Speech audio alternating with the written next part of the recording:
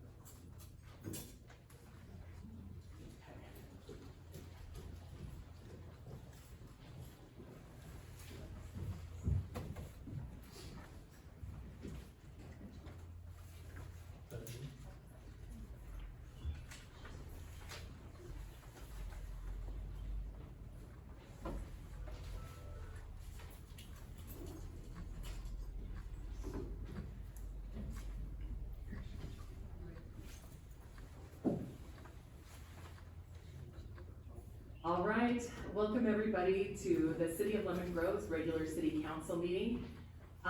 If this is your first time here and you want to give public comment, I want to direct you over to the table over here. There's speaker slips, and you're able to grab a speaker slip for that.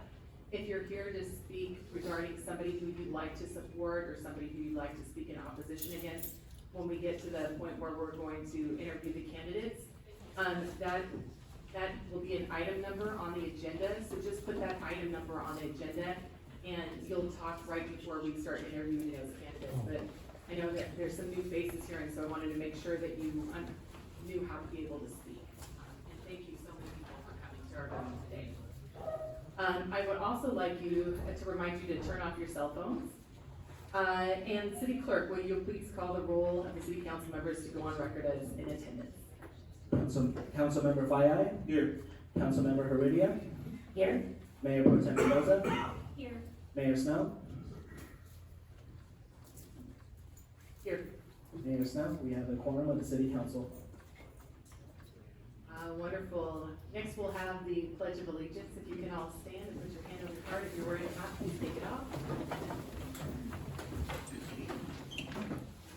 I pledge allegiance to the flag of the United States of America and to the republic for which it stands, one nation, under God, indivisible, with liberty and justice for all.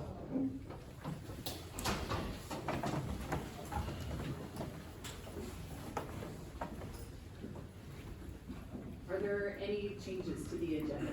Mayor Snow, we have no changes to tonight's agenda. I also wanted to take a brief moment to recognize Lunar New Year. So happy Lunar New Year to anybody who's celebrating. We should all be celebrating because it's super fun. It's on the Chinese New Year calendar. Today's Chinese, or well, this week is Chinese New Year's. We're excited to be able to celebrate with our Asian community. There's a lot of great festivities going on around the county. So be sure to take part in that and enjoy those festivities. We're also starting Black History Month. So we will have some great celebrations, and I think we have some representatives from the community talking about some of the great events we'll have here in Lemon Grove in the coming week. There are no presentations today, so now we will move to the general public comment portion of the meeting. During this portion of the meeting, the community can express their concerns for items not on the agenda. So if you do want to speak in for or against someone for that part of it, be sure to put the agenda item. And we're not skipping over you when we're doing public comment. It's just going to wait until the specific agenda item. We are not allowed to respond to comments, but I may instruct our staff to follow up. And if you do want follow-up, please ask for that, and then we will make sure that we are able to do that. If you do want us to follow up, you need to give us your contact information so that they can, meet with you. Each speaker will be given a maximum of 3 minutes, and we have a timer up there. Green means go, yellow means you're almost done, and red means stop.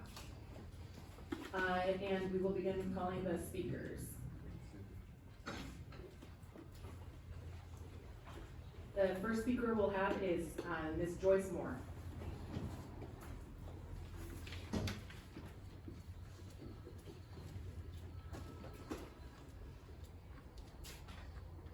Good evening, and thank you, Honorable Mayor and council members, for this opportunity. And today, well, she said Joyce Moore, I'm a 30-year resident of Lemon Grove, and I'm also the president of Thrive Lemon Grove. My husband served 27 years in the Marine Corps, so I got the opportunity to live in a diverse community for 25 of those years. We'll be celebrating our 50th year this year.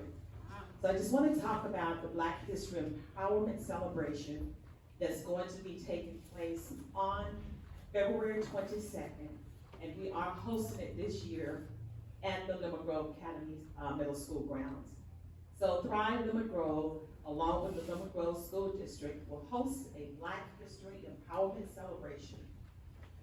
This would be an amazing celebration featuring an art exposition, face painting, sip and paint, characters, paintings facilitated by Kim Philippi. She's a well-known artist here in the city of Lemon Grove. And also along with one of our other, with other San Diego local artists and one of our Lemon Grove very own artists by the name of Mr. Calvin Manson. There will be storytelling, spoken word, harpists, the local Supremes, line dancing, student performances, amazing vendors, a kids zone, sponsored by SD Night. This will be an event that will bring inspiration, motivation, and lots of good eats. So we want to invite you to come out, meet your neighbor, make a new friend, wear your dance shoes. All are invited. Thank you so very much. Thank you so much. Alright. Next up, we have Lupe Guerrero. Hello, my name is Lupe Guerrero, and I'm a community member. I'm here to talk on behalf of Yadira Zamorano, the attorney for council. A lot of you guys know her, she has served before. So this is the public comment portion, so if you wanna talk in favor of her, we'll just put a pin in it. Do you wanna give general public comment on anything else other than Ms. Altamirano? Do you mind if we just wait a minute? Okay, thank you so much. Next up, we have Laura Ocampo. Okay, perfect, thank you. Next, is it Doralyn Clark? Or, oh, Donna Club. Donna Cloudy. Yes.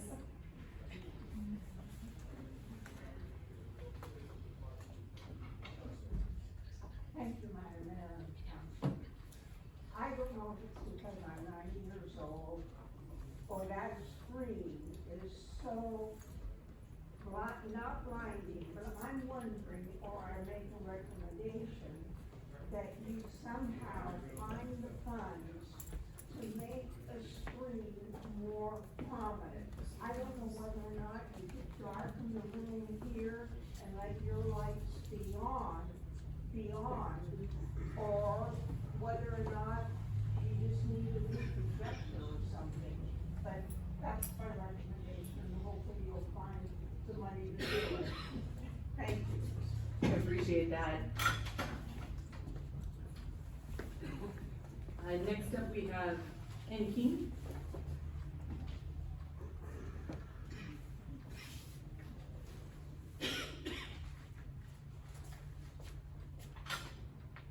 Good evening. Once again, I'm in front of you asking about the Troy Street project. Some of this council members, who are now the mayor, told the county that Lemon Grove is in favor of it, which We are not, and we've told you this for over 9 months.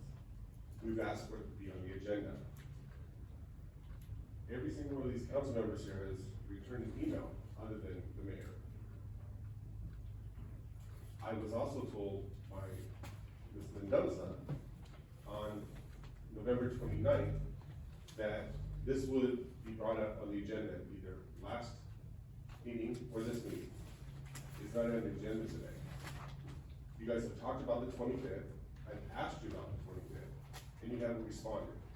Is it or is it not gonna be on the agenda on the 25th of this month? Very simple question. You seem to answer everyone else on Facebook, but when I ask you a question, you're a coward, and you have your keyboard warriors chime in. You need to step up if you wanna be the mayor. If not, you need to step down. Because we did an event last weekend for the fire victims, and all the council members were here at the event, except for you. You're not showing your community you're part of it. You need to do something about that, and quickly. I want somebody to tell me, are we, or are we not having a meeting on the 25th about the Troy Street project? Is the community gonna be able to talk to you and tell you what they want? We have over 2,000 signatures from people who do not want this in our community. We do not want it where you're planning on putting it. You need to listen to the community.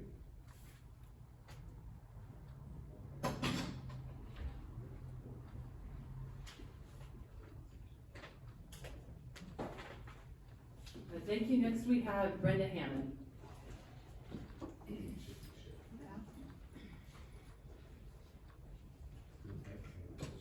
That's your first warning, Mr. King. Thank you. Okay, I wanna have fun. So, I grew up with all different races, people in Lemon Grove since 1967. 2 girls I grew up with were from Mexico. They came here at a young age with their families, of course, back in the 70s. Well, as it turns out, they became very close and they became a couple. They started a house cleaning business back in the 80s and are very successful. They were married. When I went through my divorce back in 2004, they asked me to come to their New Year's Eve party. I was hesitant, but I went anyway, and I stood at the door and I watched, what they were doing. They were just having fun. They were, dancing and everything. So I turned to leave, and I'm gonna change the names. Maria said, wait, and Letitia said, wait. And so they turned off the music and they said, everybody, this is Brenda. She likes the Oscar Mayer, so show her some respect. I stayed and had blue margaritas, had a good time. My point is, we all need to get along. I don't care what your preference is. I don't care what color you are. I don't care what political party you are. I don't care if you're homeless or not, because remember, I've been homeless for 15 years. So I'm interested in these small houses. Thank you.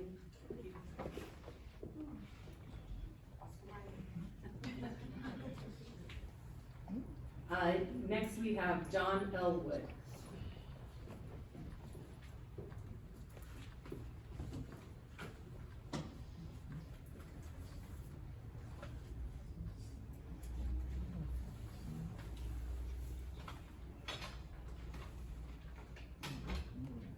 John Elwood. It's about the, Lucky Duck, the sleeping bags to, sleeping bags. I asked how many donations that Teresa got for the, for purchasing sleeping bags. As far as I know, she still only received one. One is not enough. It's a good start, but the people here remind me of what I read about the, Lemon Grove incident. They're racist. They don't like anything that they don't like. If you're homeless, you're trash. Not all of them. I've been around since 1987. And I've met a lot of homeless people. There's some nice people. They've got their own problem, but they don't have a place to live. And in case you didn't know, it's been cold lately. A lot of them just have really thin blankets, maybe a tent or a tarp to sleep under. How would you like it if you had to sleep under a tarp with a really thin blanket? It wouldn't be any fun. It wouldn't be like camping. Camping's fun, because you have a tent and you have a car. So, I would highly recommend that the city of the residents chip in a little bit. You don't have to chip in $1,000, you know, 25, 30 bucks. It all adds up. She's asking for $1,000 for a whole bunch of coats. So, why don't you get your, out of your backside and donate? Thank you. Thank you, John. Thank you so much for bringing that to our attention. Next we have Chelsea Gasteller.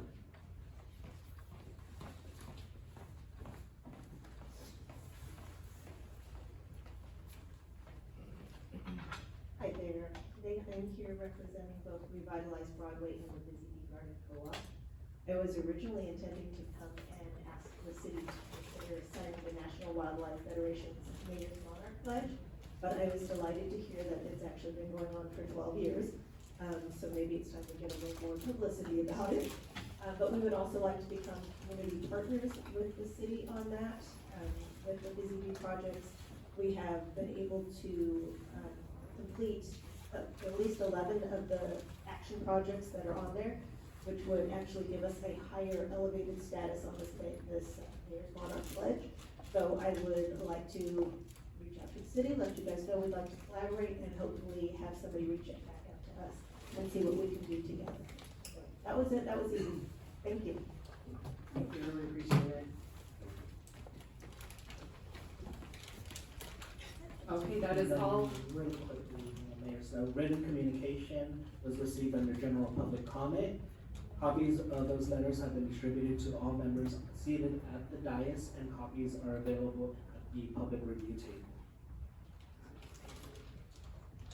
The general public comment portion of the agenda is now closed, and we'll move on to the consent calendar. I have one speaker on the consent calendar. We'll ask Matt Stracy.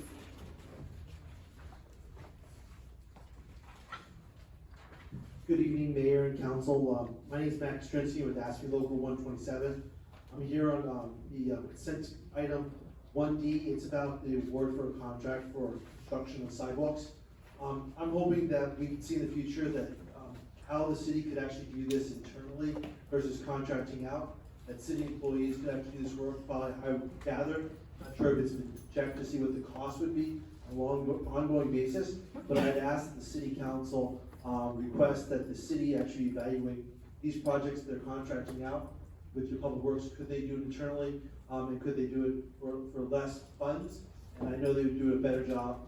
No offense to the outside contractors, but they would have to be there to deal with the project after they've been completed. So that's my request, is to ask city staff to go out and evaluate in the future whenever you are contracting out jobs that public works staff could do, to see if they can do it, what the cost difference would be. Thank you.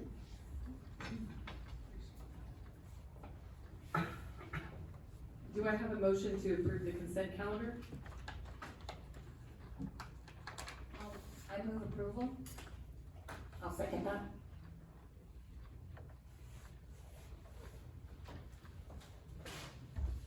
Mayor Pro Tem Mendoza, can you state the motion? I move approval of the consent calendar. Thank you. And then Councilmember Heredia, the second. Alright, the motion on the floor was made by Mayor Pro Tem Mendoza to approve consent calendar items 1A and 1D. The second was made by Councilmember Heredia. I will now pick up the roll to go on the record. Councilmember Fayai. Aye. Councilmember Heredia. Aye. Mayor Pro Tem Mendoza. Aye. Mayor Snow. Aye. The motion carries on the vote of 4-0. We have no public comment here, or public hearings for today, and so we'll now move to the reports to council. The first item is item number 2. This is regarding the city council vacancy interviews. I'll have, our city manager, Lydia Romero, present the staff report. Thank you, Madam. Thank you, Madam Mayor and City Council members. We are all here tonight to pick our next City Council member. We had 11 candidates. 2 candidates have withdrawn today.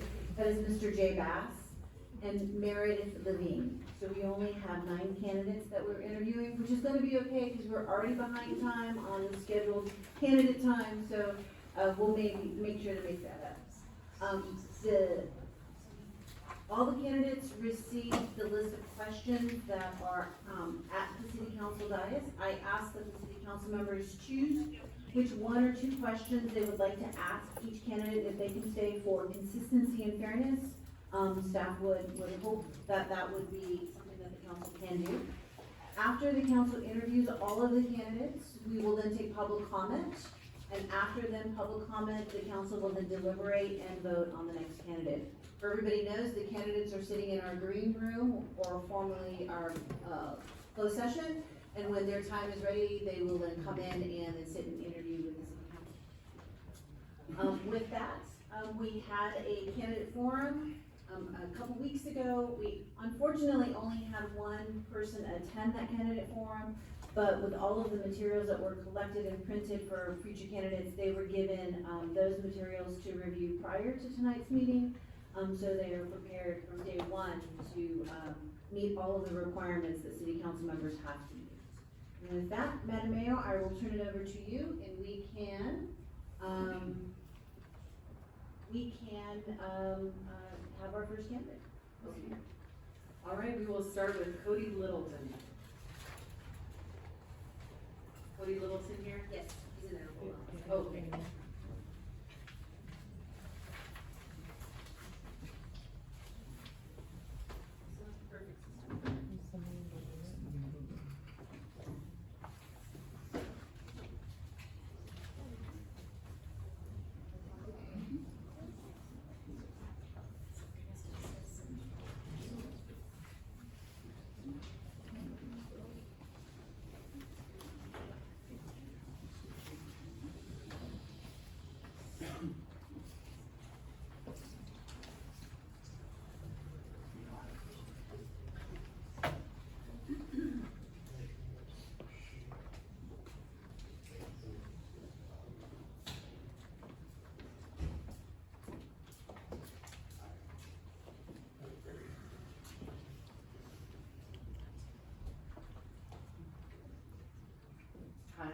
Hi, Mr. Littleton, it's a pleasure to have you. First, you'll get a 3-minute opening statement. We'll put some time on the timer for you. Green light means you're good, yellow light means you're running up to the last 30 seconds, and the red light will mean he'll start it when you start speaking. Okay. I was like, am I waiting for the green light? Well, first of all, thank you all so much for allowing me to be here. Very excited to be here and have the opportunity to speak to you all, and the potential opportunity to serve our community on this council. Excited that there are so many people here today that are also engaged in our community. That makes me very happy to see. My name is Cody Littleton, born and raised here in San Diego. I've lived all over the county, really. My grandparents owned a home in Lima Grove for multiple decades. My father was raised here. I lived here as a child as well. And throughout my life, community engagement has always been something that's very important to me. Over the last decade, I've spent time in many different capacities across different organizations, serving the community, serving my organizations. I was the corporate liaison for Geico and United Way. I was recognized as a leader in service during my time there. I also served as a public relations officer. And more recently, since coming to Lemon Grove in the last 7 years, when I first moved here, I worked very closely with the Urban League Young Professionals and initially served as the chair of professional development. We hosted several events here in Lemon Grove, working very closely with city staff, doing professional development events, career workshops, resume workshops, and actually even hosted events right out of this building for professional photography opportunities for people to update LinkedIn profiles and that sort of thing, across the street at the rec center. And then moved into my role as the vice president of the Urban League Young Professional. In that role, my responsibility, of course, was implementing the structure, implementing our executive action plans, ensuring that our deliverables were met, we were in compliance with our budget at the time, and of course, in continuing to engage the community. We held education and resource opportunities here in Lemon Grove during the COVID pandemic. We also offered civic engagement opportunities, going out, encouraging people to register to vote, get out and vote, of course, to support their community and engage in their civic responsibility. But as I'm running out of time here, I think more importantly, the last several years I've spent raising my family and growing our small business and growing our careers. I have a 3-year-old and an 18-month-old, so you all can imagine I'm fairly busy these days. But again, I'm excited about this opportunity to potentially serve our community, if selected to do so, and serve the city of Lemon Grove. Well, thank you so much. So now what we'll do is each of the council members have selected a couple of questions to ask, and we will be able to get through these. We have, 12 minutes on the clock? 2 minutes. What is the first question? Yeah. Okay. So I will go ahead and start.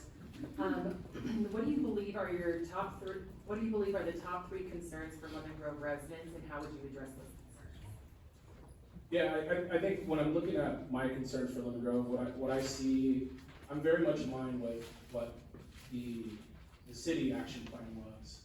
Looking at infrastructure implementation and improvement, looking at our streets, our storm drains, our sidewalks, looking at opportunities to increase revenue, economic development, and then also, of course, just looking into community engagement and safety here in Lemon Grove. And the ability to implement and affect change in that area, I think a lot of that is going to be coming together and working as a council, working with city leadership, city staff. One of the areas that seems to stand out to me a lot, of course, is just increased revenue generation. Our ability to improve in any of those areas seems to be constrained by our budget, essentially. And a large percentage of our budget goes into areas where, in reality, we can't reduce those numbers. So I see, public works, community development, I think comprises about 19% of our total budget. And a way that we can improve that is, of course, increasing revenue into the city. I see that really as being one of the only main ways to improve those funds that go into those areas, so that our city members, our community members, are seeing the improvement that they really care about. And of course, that we're effectively communicating those changes and ensuring that there isn't miscommunication or misunderstanding as we are making these changes to improve our city.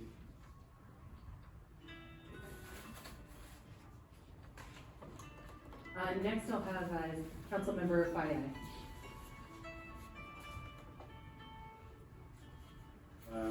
Thanks, Cody, for being here. Lemon Grove's an eclectic city, right? That's the beauty of the city that we live in. And so there are a lot of, we're all different. We all have, that's what makes it so great, the best city in the world. Can you provide an example of how you brought people with different views, opinions, and interests together to get something in the community done? Yeah, absolutely. When I worked at Geico, I had the opportunity to serve as a regional diversity recruiter. I was the first diversity recruiter in the entire nation representing Geico. Did all of the hiring for the western side of the United States. This was in 2018, 2019, before, I would say before it became trendy to have DE&I recruiters, and everybody in the world was excited about those things. So at the time, my responsibility was to go to our executive board, communicate the importance behind the work that we're doing, but then also to engage with the community itself, to provide opportunities for professional development, to provide opportunities for career advancement. And so working with the local universities, working with our executive board at GEICO, I was able to implement our diversity recruiting strategy, which actually ended up, when I left GEICO in 2021, was brought about throughout the entire US, and going from one diversity recruiter here in San Diego to then having 23 across the country. Felt like a pretty good accomplishment for us here in San Diego.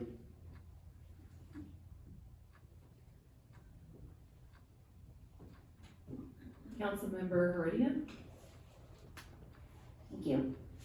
I enjoyed that you spoke about economic revenues and that type of thing as being one of your priorities. What are your ideas for economic development specifically here in Lemon Grove that you think would get us there? Yeah, I think a big idea that everybody can get around is, increased business presence here in Lemon Grove. We all walk downtown and on Broadway, and we see the opportunity there for more business. And also, I think that lends into the safety aspect of our city as well. But I understand that could be a larger venture. I think initially, if I remember correctly, almost 40% of our entire revenue for our budget comes from the sales tax. And I know we had the measure on the ballot this last voting season, but increasing the opportunity for sales tax generation here in Lemon Grove, I see as being a really effective way and something that could be implemented immediately. But what that would have to look like, of course, is incentivizing local business here in Lemon Grove. Obviously, I think the people who are probably sitting here are all really engaged in our community and love the fact they can go into our community and purchase their items and contribute to the success of our city. But for the folks who aren't super engaged and civic responsibility and duty isn't their main goal, how do we incentivize them to do their business in Lemon Grove, to shop in Lemon Grove, to patron in Lemon Grove? I remember we did that gift card program a while back, and I know that got me to spend a lot of money in Lemon Grove. So, I think creating different opportunities such as that, where we are really incentivizing people in Lemon Grove to spend their money in Lemon Grove. Long term, obviously, creating opportunities for business to come in, attracting folks from other local cities to come in and spend money here in Lemon Grove as well. But I think we have to start here first. We have to start with our citizens, creating that tax revenue from the folks who live here and can most immediately feel the change. Thank you so much. Next, we'll move to Councilmember Mendoza.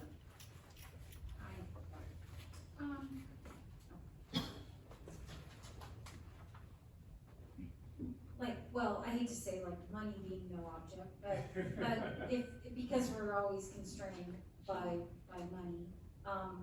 But what is your vision for Lemon Grove? What would you like Lemon Grove to sort of become? That just like what type of city would you like us to be? Yeah, I think when I look at some of our surrounding cities, La Mesa, El Cajon, I see a lot of the infrastructure development that they're making. I see a lot of the work that they're doing to attract business to their city. That's what I would like to see. I would love to be able to walk downtown in Broadway and have a big Lemon Grove sign above as we're going through the street, have thriving businesses, people walking up and down the street, patronizing our local businesses, opportunities for our kids to go to the park and parents not feel afraid, from time to time. Those things are very important to me. Clean streets and safe streets are very important to me. I live here on Main Street, and I walk up and down the street almost every day with my family. And it's that safety element is something that is very important to me. I want to be able to walk down to Broadway with my kids and not feel like I'm looking over my shoulder and I'm having to protect them every moment. It's my responsibility, but I want to be able to create a city where that isn't an issue. And we have to address that. We can address that a lot of different ways. Obviously, again, not being constrained by finances, but that's the reality. We have to bring more revenue into the city. We have to implement more policy and more change. to be able to accomplish that. So, you know, coming from the safety element, the homeless element, ensuring that we have solutions for those types of things, real solutions that affect change immediately and long-term. But then also, again, as business comes in, as we generate more money, this isn't an immediate solution, but 5, 10 years, 15 years down the road, I hope that that's what Lemon Grove looks like. I really appreciate the answers that you gave on your application and having to be here. I want to give you an extra minute just to wrap up and give a final statement. Yeah, I think, you know, finally, at the end of the day, again, just appreciate the opportunity to be here.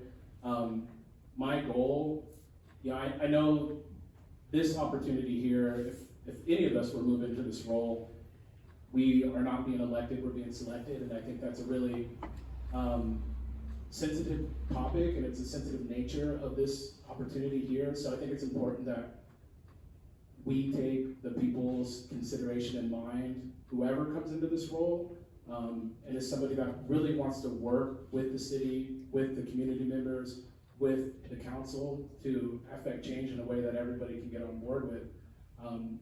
I don't know if I'm the best candidate for this role, but I think it was my civic responsibility to come up here and share what I think is important about Lemon Grove and the things that I would like to see change. And if I was given the opportunity, I'd be honored to serve the city. I sure appreciate it. Thank you so much. And so we need to sit in the audience now, right? Yes. Feel free to sit in the audience. We'll call the next person. Really appreciate it. Thank you so much. All right, the next candidate that we'll have come up is James Stout.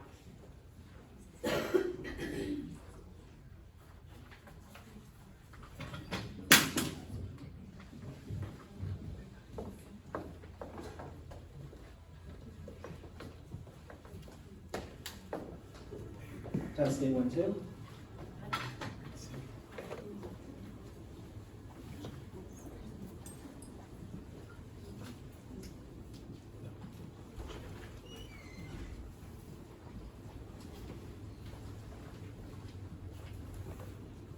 Mr. Stout, it's a pleasure to have you here today. We'll begin first by giving you a 3-minute opportunity to explain who you are and why you applied and your vision. And then we'll move into questions. Each council member will have about 2 minutes to ask you questions. And then you'll have a minute to give your summation, okay? All right, the time is all yours. Thank you. Thank you. You have to speak directly to the Okay, thank you. Well, I appreciate this opportunity, and my name is James Stout. I've been a resident of Lemon Grove for 48 years. Been involved with different community things over the years. Of course, I've been younger, involved with the Little League for season, and coached softball here in Lemon Grove for 10 years, and the most recent thing was the toy drive the last 5 years, and just on and off random things throughout the time I've lived here, but I've enjoyed this being part of Lemon Grove. It's been an opportunity to just raise my family and my grandkids are now being raised here. So it's been a blessing. I believe that I don't have all the answers, but I do know I want to be part of the solution. And I really feel like it's time to get off the couch and take a step forward and be available to do whatever I can, whether I get on council or not, or just be a lot more involved and engaged and be able to meet my community in a way that I have been doing prior to now. So I don't know if I remember all the questions that you asked me to answer. This is your opportunity to just say whatever you want for the first 3 minutes, yeah. Well, I have a lot of background in different types of boards and different types of leadership, counseling background and things like that. You know, I know it's important to have credentials. I know it's important to be, you know, have qualifications that are important for doing this level of work. But also know in my life that if you know how to deal with people and you're willing to be an advocate of listening and you're also willing to work to unify. I think, one of the things I've seen and noticed over the years is we have really disunification. And I don't think you can ever get anything accomplished with not being unified. So I would really, think that I have skill sets to help bring us into a place of talking, a place of coming together, having one goal.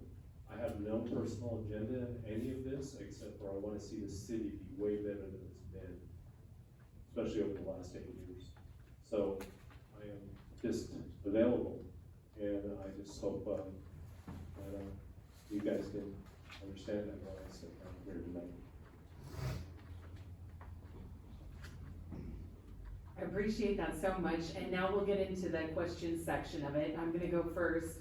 And my question is, what do you think are the 3 top concerns for the people of Lemon Grove, and how would you address those concerns? Well, I think it's pretty obvious right out of the gate, it's the tiny homes. I think that's a huge concern, for a lot of people. And, I wish I could tell you I had a really good answer to that solution.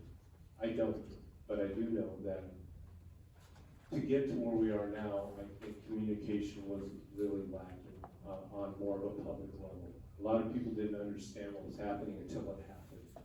And, I think that, that's one of the most pressing issues we have right now. It's a hot button, big time, and, I think that, there unfortunately has to be some going backwards before we move forwards to get to a solution that benefits everyone. And just on the heels of that, I think one of the other issues we really deal with is, the homeless issue and stuff. Besides the tiny homes, we've seen that grow. Crime has gone way up. I think Grove even leads the state in crime. And so that's unfortunate, because we want a safe place to live. And of course, that involves more things like increasing our law enforcement. Those are all things I'm sure are budgeted on some level.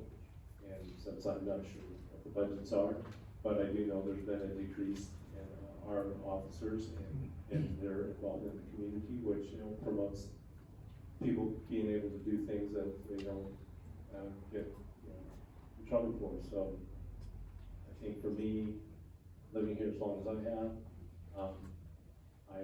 I know there's some smaller issues, but I think our safety, I think our homeless, and I think this particular issue with the tiny homes is the 3 that I see are pending.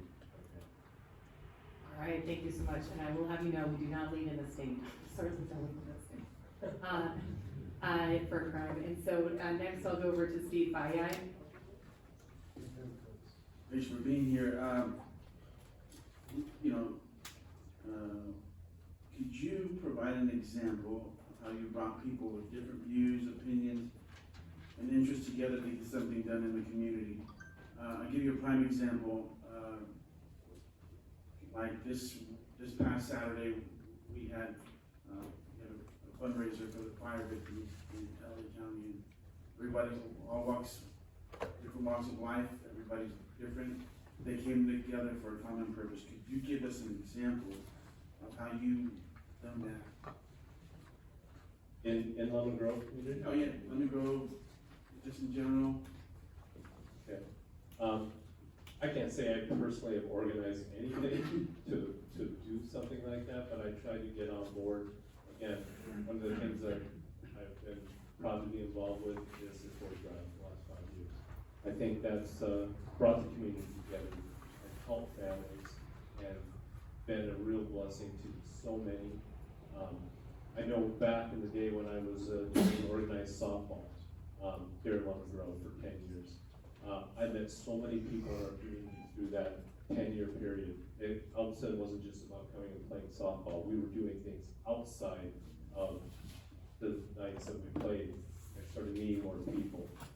People started getting more involved with different things.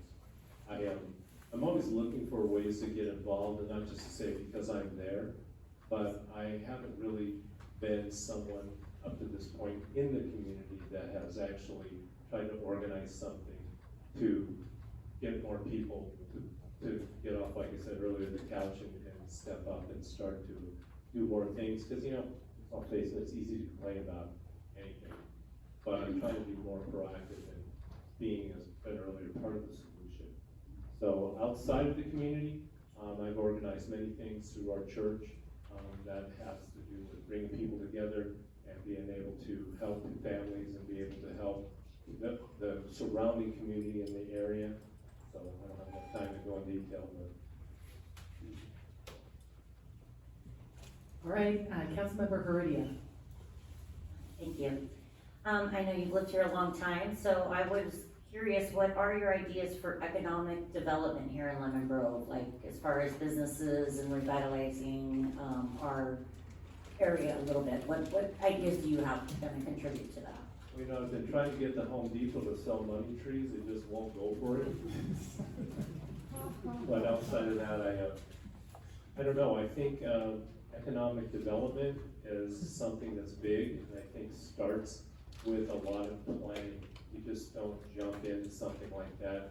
You know, it impacts the community tremendously. Unfortunately, I've seen over the last probably 10 years, more of our businesses in Lemon Grove have failed, and we have a lot of open places for lease. And I'm not sure why businesses aren't coming in, but on the other hand, we're bringing in other businesses that, I don't know if they're helping the community or the economic situation or not. We have a lot of fast food places, a lot of smoke shops, talking about bringing in more fast food places.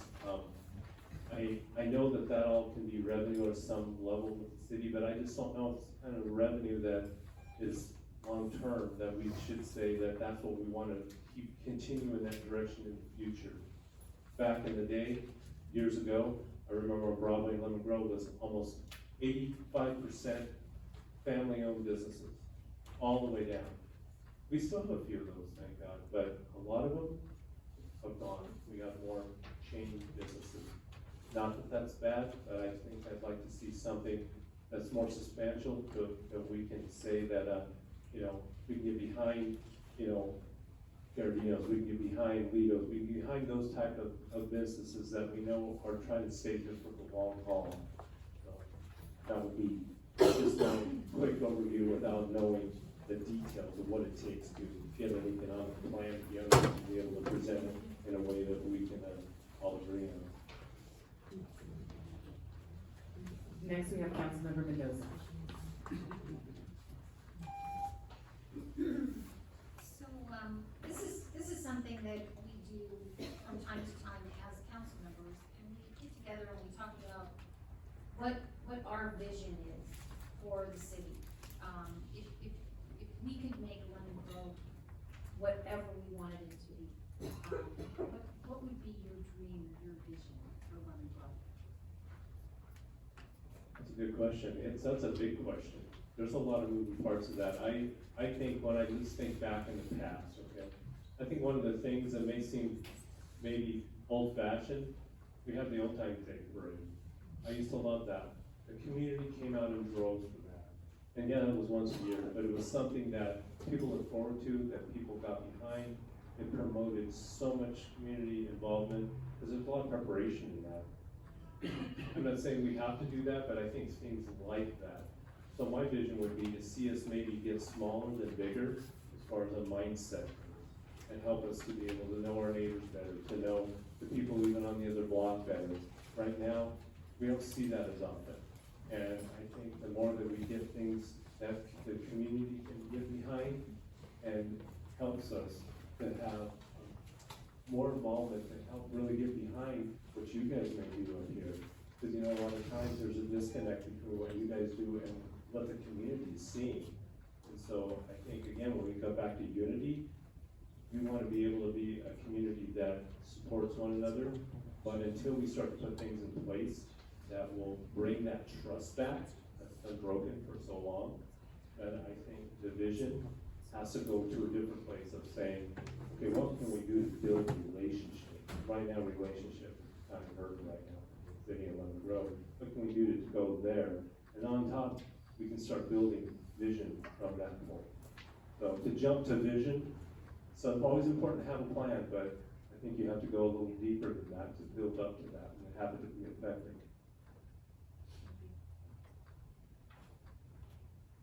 Next up, we have, I'll give you a minute to do a closing statement. Okay. Well, like I said earlier, I don't have all the solutions, but I do want to be part of the solution. And that's why I'm standing here tonight. I don't have tons of credentials that may seem to be transferable to a city council position, but I am willing to learn, I am willing to help. And I think my background with dealing with people on all different levels and all different diversity helps me do those things. I know you guys have all read my bio statements, and so you understand that I do come with years of experience with helping others. And so I think right now, I feel we're in a state on this city council, we need to start helping each other. So I think that if I give an opportunity to be part of this, that I can guarantee you that I will do everything I can to make sure that everyone that I deal with is gonna understand that I wanna help. All right, I really appreciate all the effort that you've made to come out here and to be a member in this community and to be proactive in your efforts to help serve, so thank you so much. So you can now take a seat in the audience if you want to, and we'll get ready to call the next person. Thank you. The next person we'll call is Manola Clark Manson. We're gonna skip Kenneth Davies for just a moment. He hasn't, my understanding is he hasn't arrived yet, unless you're in the audience. I don't have my glasses on, so I can see the podium. So, Yes, he has not arrived yet. all right, we'll go forward with Ms. Clark Manson.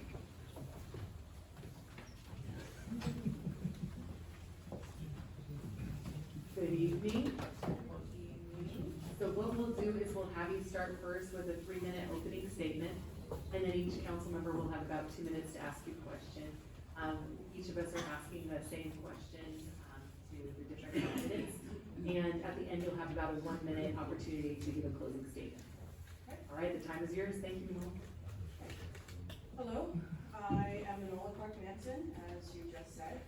I Hold the said, microphone. I'm so sorry, Heather. There you go. Thank you. I have, sounds so weird. I have said this to all of you on the dais, and I'm gonna say it again, because it's what drives me.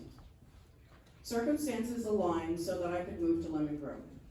Because of that alignment, I have an obligation to the city, and I take that obligation seriously. I have responsibility to share my skills and expertise and experience with this community, as I expect others do as well. My skills include bringing together diverse concepts, people, fostering consensus, and providing leadership in both government and nonprofit arenas. I want to share these skills with the City Council. This appointment is for 2 years.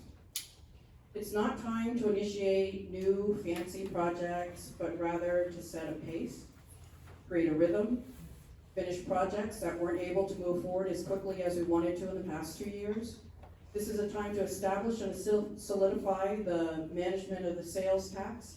It's time to develop a clear path so that the next council can move effectively forward. I can help facilitate that smooth movement forward because I am a strategic thinker who was always looking for connections and the long-term effects of decisions. I'm willing to see and to call out elephants in the room that disrupt moving forward. I can talk about streets being paved, streets being cleaned, storm drains being repaired, regulations to decrease the number of boarded up storefronts, and other issues. But those are going to be addressed regardless of whether or not I'm on city council. What I bring to the council, and that may not be brought by others, is a push and a desire to ensure that we have more voices coming to the city council meetings, giving information to the city council and to the city itself, so that we are better informed what this community wants, not just the voices who are louder or more frequent speakers, and I'm one of those people. I'm talking about the quieter people, the people who we do not hear from, the people who make up the majority of this city. I'm someone who has the experience and the skills to do that. I'm someone you want to share this dais with.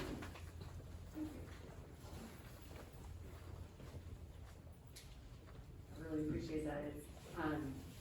One of the concerns that we have is, as we select somebody, to be appointed to this position, most of us who ran had the benefit of knocking a lot of doors to get here and like really listening to the people. And so my question is, what do you think are the 3 top concerns for the people of Lemon Grove, and how do you plan to address those?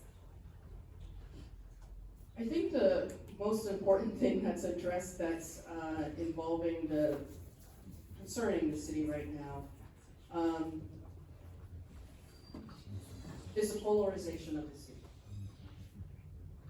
The streets and the tiny home information. We went through I don't quite understand why, but we went through a time where you were either on this side or the other side. There may have been 5 different sides, but you were on one of them. You couldn't be on all of them. And that isn't helpful to our city. It's not conducive to our city moving forward. And it needs to be reflected in how the city council itself works together. To be effective, we all need to demonstrate that we can work together, communicate openly, and not be caught off guard. Everybody needs to be prepared. And really give examples of how the city can work together so that we're all functioning well and we can address things like the streets and the tiny homes. Okay, thank you. Next up, we'll have Councilmember Fayad. Manola, could you give us an example of how you brought people in with different views, opinions, and interests together to get something done in our community or outside of our community? As a director of a nonprofit that was designed to improve workforce and education and training, I created multiple committees as well as I was part of multiple advisory committees myself. And what I did to make up those committees was develop or collect people who had diverse opinions and strong opinions, who were willing to really express those opinions fully. Discussions were well thought out and debated. I made sure that everyone was heard and understood, and the understood part is important. I can hear you and not understand what you're saying. I created an environment that encouraged everyone to listen to everyone else. So it wasn't just me listening, everybody else was listening. And members began to ensure that the smaller voices had a chance to speak before any good decisions were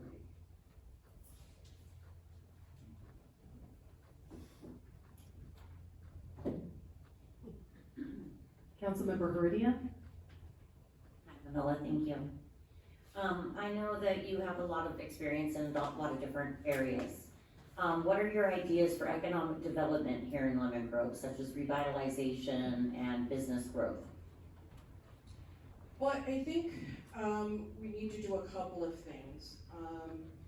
We need to make sure we have access to more federal, state, county, and foundation funding.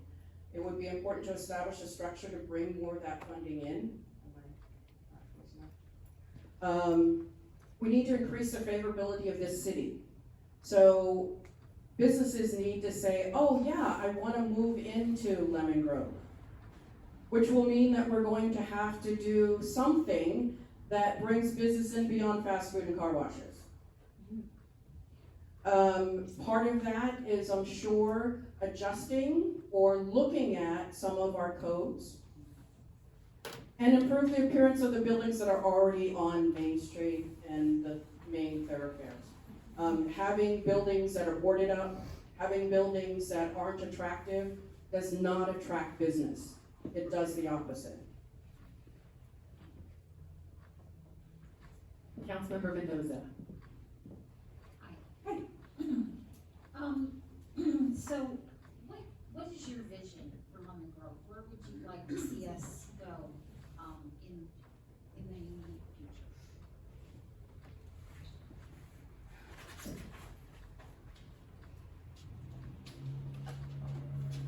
What I would like, which will not happen in the 2 years that I would be appointed, what I would like is some of the things that people talk about when they talk about Lemon Grove.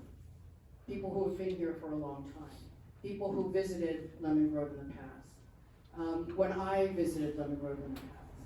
And that is a community that speaks to each other, speaks highly of each other, that is connected, that is working collectively, that has a vital business district, along with the parks and opportunities for entertainment within the city that possibly is driven by the city or the community organizations, where people know what community organizations exist here.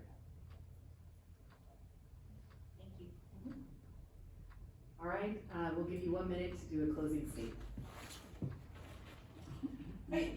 I'm not sure what would be helpful to hear right now for you all. What's important to me is that this city runs effectively and efficiently, that people stay as community members in the way that it is defined as community, people who respect, look to each other for help each other. I think the best example of what Lemon Grove can be was this past Sunday, where all the community organizations came together and put on and raised funds for the fire in LA. That's the type of environment that I'm looking for, that I was hoping to see and am willing to help create here in Lemon Grove. All right, thank you so much for being here, for the obvious preparation that you put into those answers and responses. I'm just grateful for everything you've been doing in our community. You can go ahead and take a seat and we'll call the next person. Madam Mayor, may I interject? Mr. Davis has not shown up yet, and the clerk went to get the remainder of the candidates and have them come a little earlier than their scheduled time. So if the mayor would take a little time out, until we get the next candidate in, everybody can have a bio break. All right, we'll go ahead and take a 5 to 10 minute break.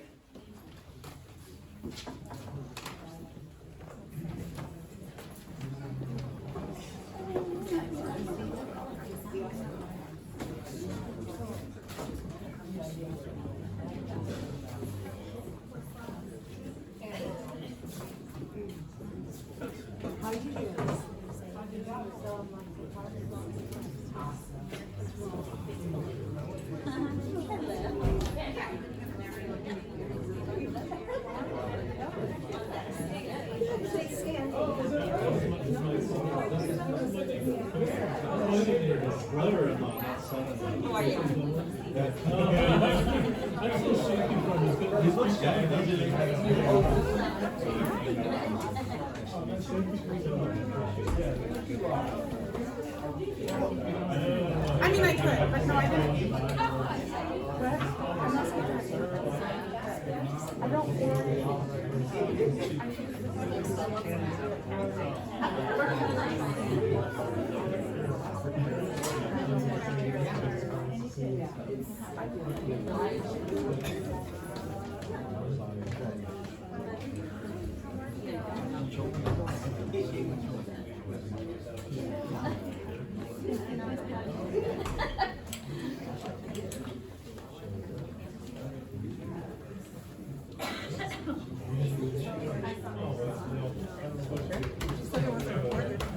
She's recording it, she's just not streaming it.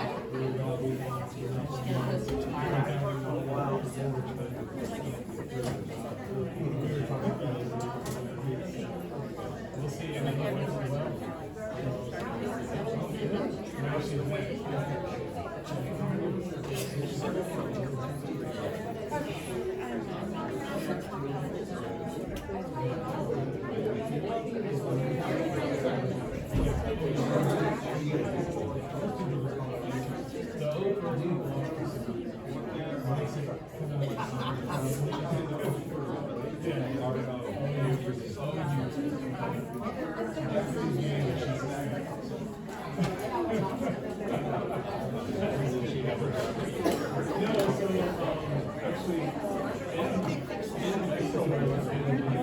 I mean,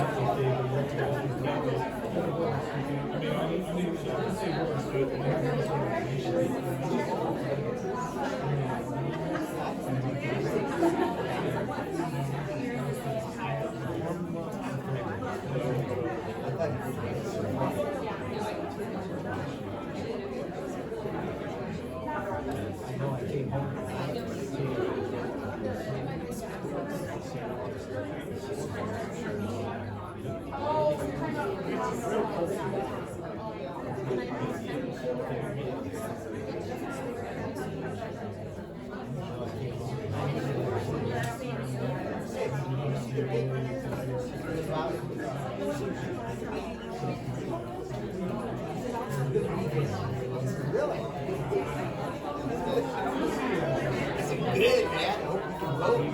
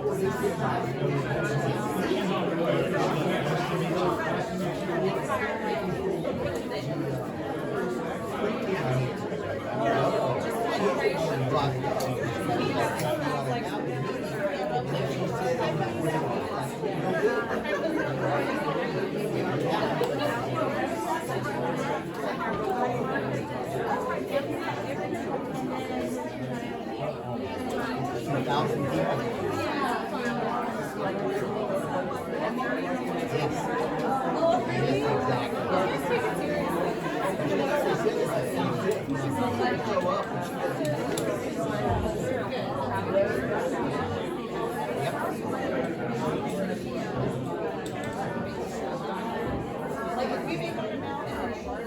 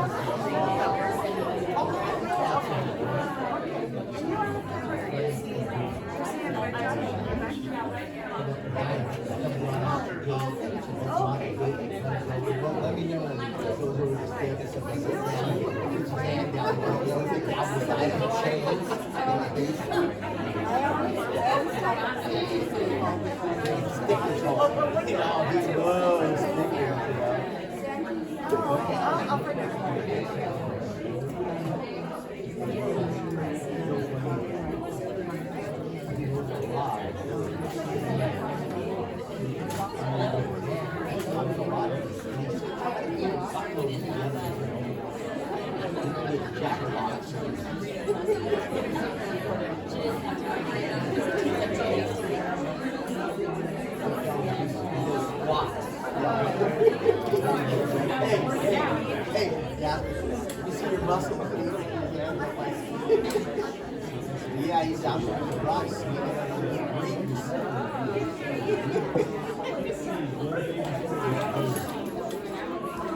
Yeah.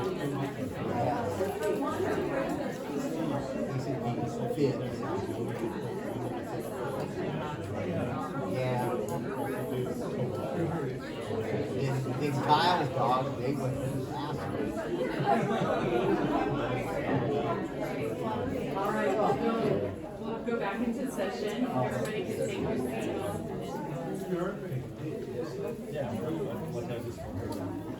All right, next up, we are going to have Kenneth Davies.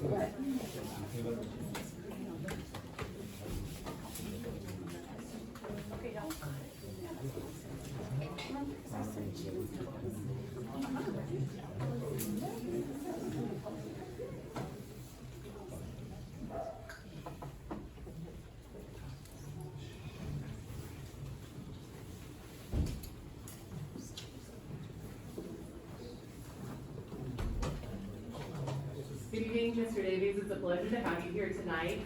As we get started, we'll give you a 3-minute opportunity to be able to provide an opening statement for us.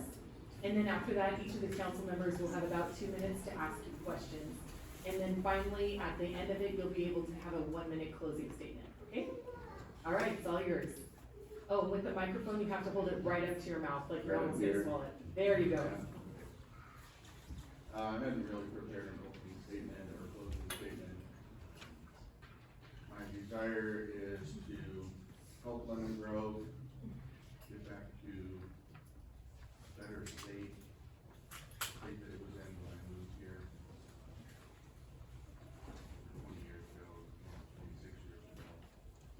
And I'd like to see the streets repaired,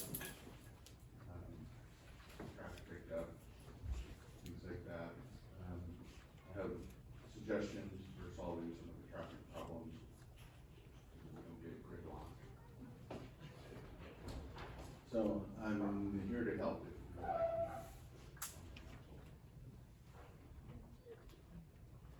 All right, thank you so much. So we'll go ahead and get started with the questions. Each of us have questions that we've asked, the same questions to all the people that have come through. One of the things that we did in this last go around when we ran for office, we went knocking doors and talking to people and finding out what their concerns were. In your opinion, what are the 3 top concerns for the people of Lemon Grove, and how would you go about addressing those concerns? I don't know about all the people, I'm one of them, so one of the things is what I mentioned. The street repairs was one of them, traffic problems. I would think that maybe they want to do something about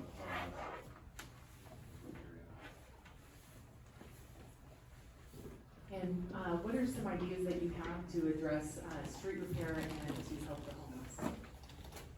Well, I know there are funds that are available to do street repairs, I think they should be used for that. And we have our own maintenance people that work for Lemon Grove, I know that. We have the equipment. I would just like to see it being used for that. If it's being diverted somewhere else, I don't know, but I could see it being used for what it's allocated for. All right, I appreciate that. Next up, we'll have Councilmember Baigai. Hi, Kenneth, thanks for being here. Alofa, yes, sir. Question for you. Could you give us an example of how you brought people with different views, opinions, and interests together to get something done? Whether it's within our community of Lemon Grove or outside? The only example I can think of is a work example, where I had to lead a team. I was a programmer, in computer programming, so I had a team that had to get a project done by. That's the only example I can think of.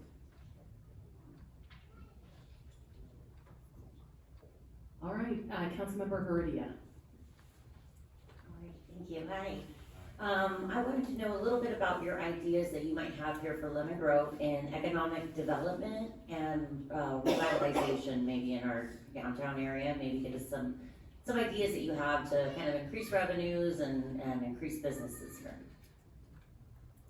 That's a good question. As far as increasing revenues, I know that cutting taxes raises more revenues than raising taxes. You look at Laffer's curve. Anyway, he did a study on that. But as far as raising money for Lemon Grove, I don't know. I mean, bake sales don't work very well. Appreciate it. And Councilmember Mendoza?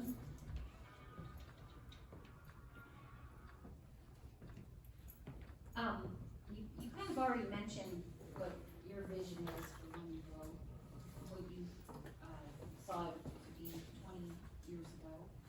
I bought my house here 25 years ago, and I also lived here as a teenager, and that was more than 25 years ago.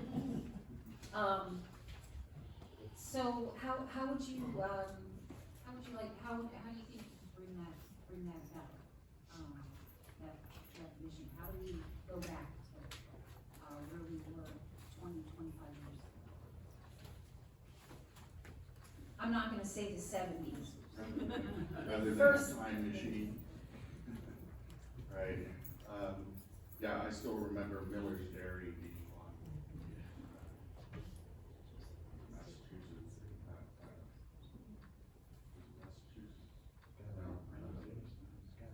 Anyway, yeah, I thought that was, to me, that kind of typified Lemon Grove to me.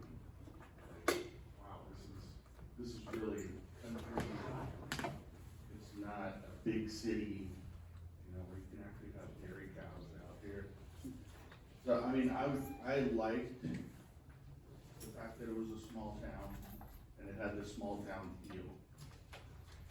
When I first moved here, we were going to I remember going to the house we were gonna rent, and we saw the mailman, and as we were driving by, he waved. And that's the kind of thing where we have the rural feel, but not a big city feel. And I don't know if that communicates my vision, but to keep it not backwards or anything, but, because, I mean, we want all the amenities in the stores and things like that, but just to keep that small town feel to it. Thank you. All right, really appreciate it. I'll give you about a minute to close up. Well, as I said, I don't really have a closing statement. I'm here to help, offering my services. If you would like me on the board, that would be great. I'd like to help out in any way I could. Thank you. All right, thank you so much. You can take a seat in the audience, and we will move on to our next candidate, who is Oyuki Littleton.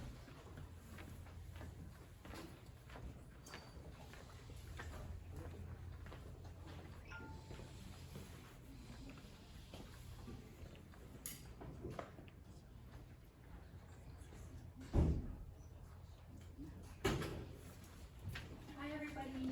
Hi, everyone. Good evening. So what we'll do is we'll give you a 3-minute opportunity to give your opening statement, and then each of the council members will have picked a question from the list, and we will give you about 2 minutes to respond to those questions. And then at the end, you'll have about a minute to do a closing statement. Okay? All right. Thank you so much, and go ahead, take it away. All right, awesome. Do I need to speak up for this level? Oh, no. You have to speak into the microphone, and when you speak into the microphone, you have to hold it really close to your mouth. Sounds good. Well, my name is Oyuki Littleton, and I appreciate everybody's time here. I'm a little nervous, so please bear with me. As you can see, I am a proud resident of the Lemon Grove community. I enjoy my time here. I spend my time here majority, and I've, within the last couple of years, have really been paying attention to the political aspect of Lemon Grove and what it takes to really bring a community together and develop it and grow.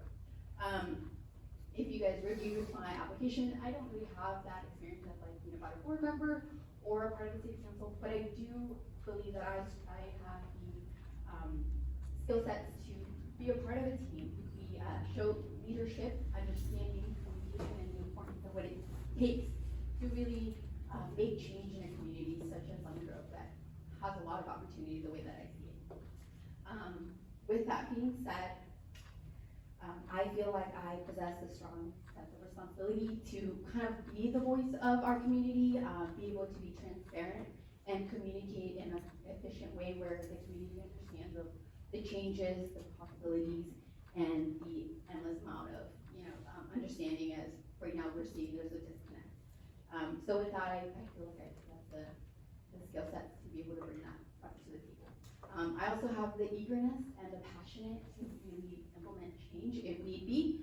And I would like to, one of my major components about wanting to be a part of your seat would be to really engage with the community and kind of bring that a little bit more forefront. An example would be our Thrive Market that we have every Thursday. I would love to see more encouragement and leadership there to the community, as well as like fundraisers and things like that we just had.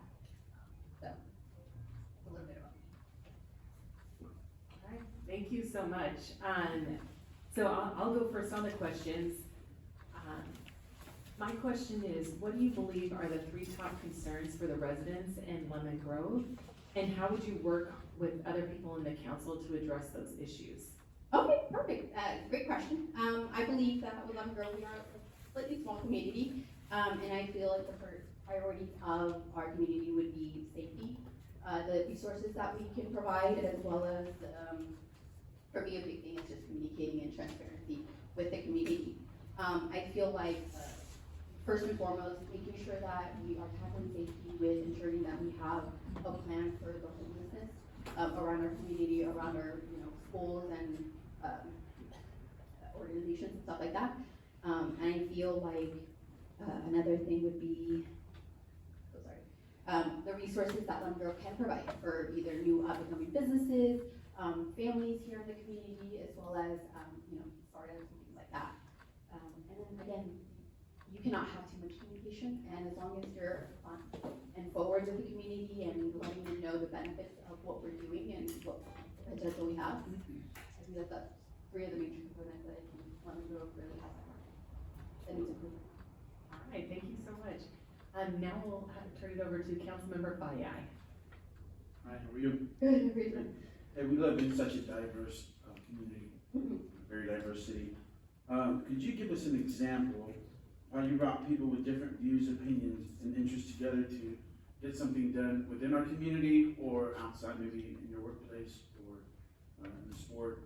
Yeah, so a lot of the experience that I have obviously is just professional through the workforce. As you can see, sometimes you work with individuals that you don't kind of see eye to eye or don't have the same opinion, things like that.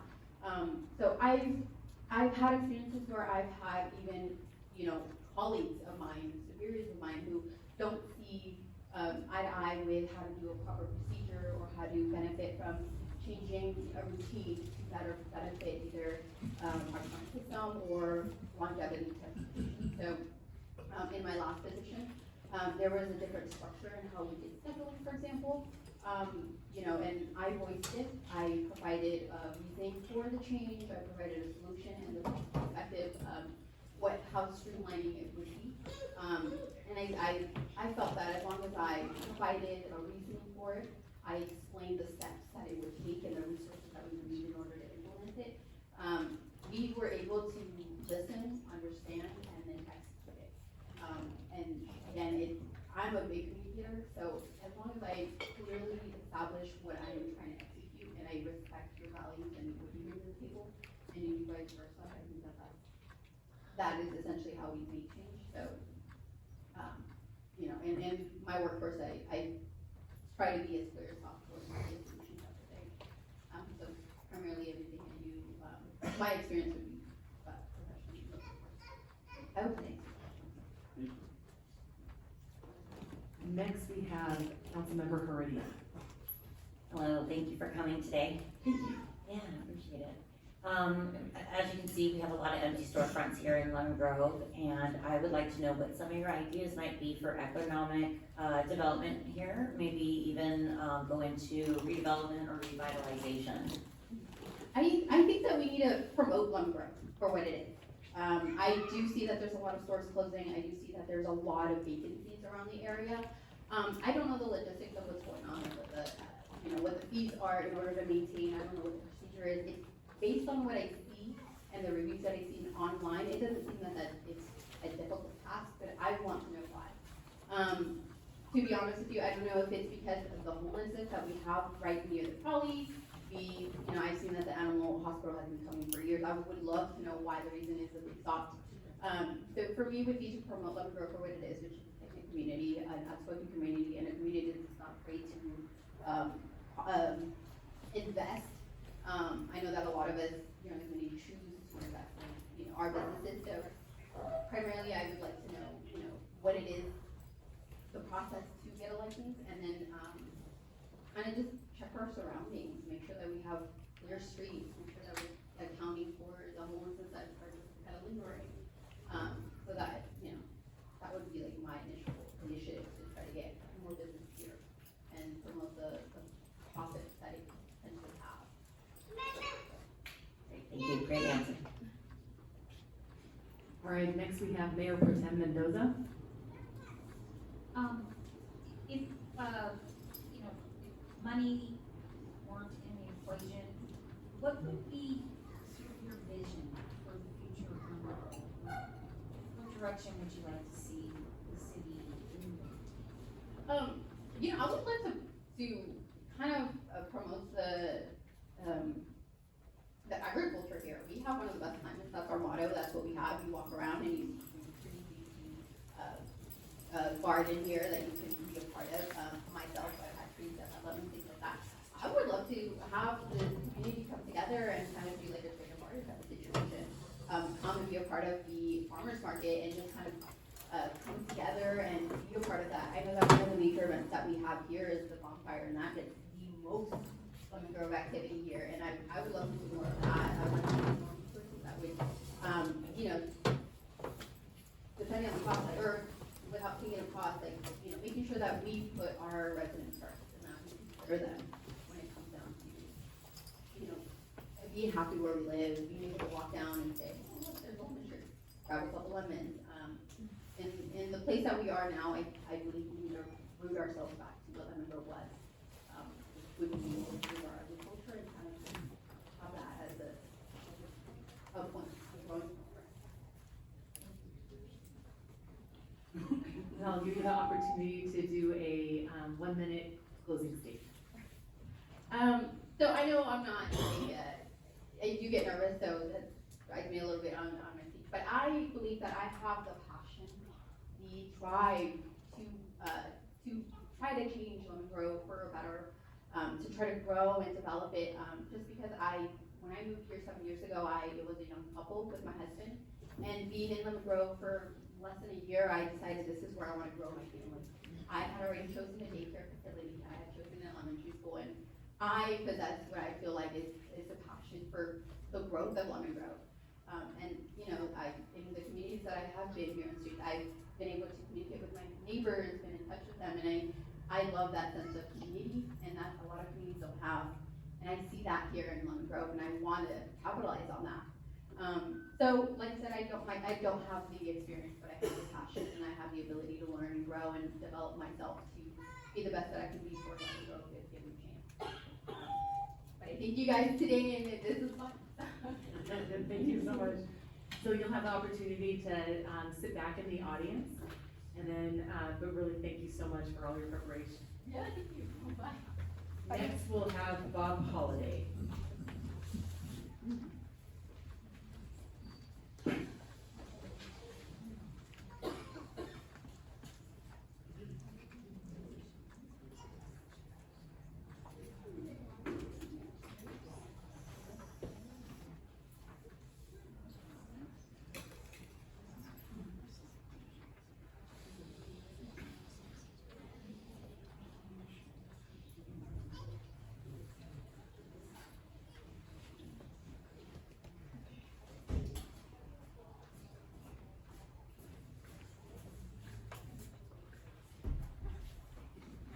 Good evening, Mr. Holliday.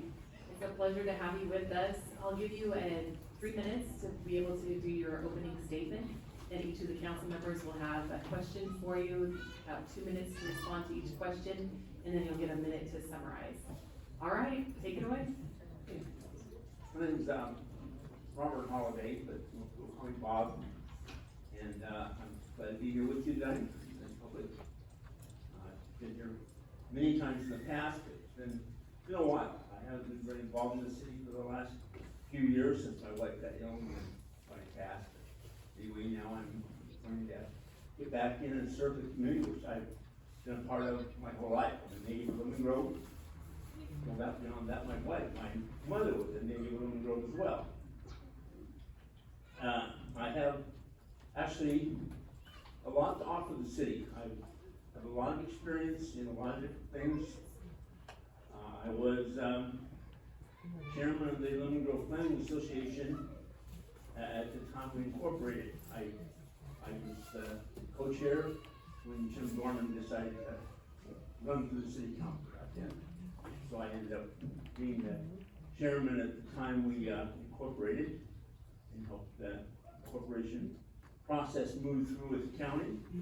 3 years later, I was involved with the first Lemon Grove community plan of Lemon Grove's own making. We had with the county proceeding. I've been involved in a lot of organizations. I have a lot of leadership experience. I was on the board of directors of the California Children's Association, and also was their assistant executive director after selling my towing business. I also was part of the San Diego Auto Recyclers Association. I helped set up the San Diego Abandoned Vehicle Task Force to get rid of abandoned vehicles off the streets. I have a real estate license, so I haven't actively sold real estate in some time. I have a lot of other experience besides that. I had my own business, ran a towing company here in Lemon Grove for 20 plus years. Did a lot of work with the San Diego County Sheriffs, the California Highway Patrol, the Marshals, all here in this area. My business is located here on Broadway in Lemon Grove. I also had, as part of my business, a auto wrecking business. After 20-some years in the auto wrecking business and the towing business, I just didn't want to be in that business, so I sold the business and we moved on to selling real estate. My wife was also very involved in the community as well. She was in the school board for a number of years. Educationally, I went to Lemon Grove schools, went to East High School, went to Rosemont College, graduated with an AA degree. What do you mean? Yeah. All right. So what do you think are the 3 top concerns for Lemon Grove residents, and how would you address those concerns? Well, the top concerns, I think just making this a very friendly, attractive community. I think one of my biggest concerns is that a lot of people outside of Lemon Grove look down on Lemon Grove, and I think Lemon Grove is definitely the best place in the world to live. So I will look very hard at making Lemon Grove a place that everybody will live there. We got a desirable city, we got a desirable business community, which I'm a part of for a long time. Certainly that's going to be my primary goal, is to make Lemon Grove someplace that people already look at. When they hear Lemon Grove, that's where I like to be. I also would like to have Lemon Grove City Council and the city work strongly with the school and the school boards. We got a great school system, and that goes all the way from the elementary schools to the high schools. And I did say I went to San Diego State, but I didn't get that in. And then the third goal is to just kind of clean Lemon Grove up. I know we have some issues with the business community on keeping it looking attractive, and I think that's something we need to work on. I know we've worked hard in the past trying to set up, good standards for the businesses, and I know there's a lot of issues, and I think I understand them. I was, a part of the Limon Grove Chamber of Commerce the entire time I was in business. Thank you very much. Next we have Councilmember Heredia. Okay, you can tap into, Bob, right? You go by Yes. Bob? Thank you. You sort of tapped into my question a little bit there with your answer at the end. I did notice on your application that you were a founding member, I think, of the Lemon Grove Chamber, or? Not of the Limon Grove Chamber, I was the president of the Limon Grove Chamber. Okay, there you go. For quite a while. Okay, And I perfect. was a member of the chamber the entire time I was in business. Thank you, thank you. We miss having them. One of the things that, you probably, you mentioned some of the businesses are closed and unattractive, and we have some issues in our business community. What are some ideas for economic development here in Lemon Grove that you might have, especially, also reference maybe redevelopment or revitalization? If you're in favor of that, or what ideas you have for it?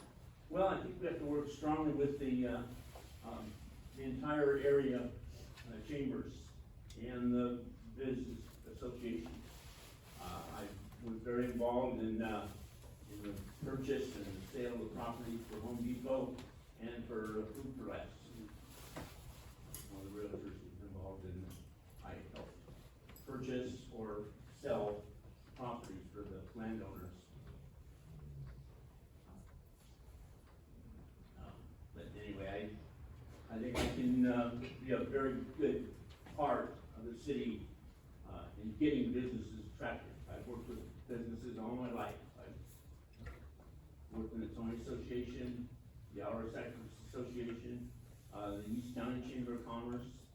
I've worked very closely with Mary England when she was in Lemon Grove, so I know her well. Still deal with her occasionally. Still have a little more time to be done. Well, anyway, I just think as far as business goes, I have a lot of experience. Getting up there in years, but I now have the time, I have the resources to spend whatever time I need to be a part of the city council. Thank you. All right, thank you so much. Next we have Mayor Pro Tem Mendoza.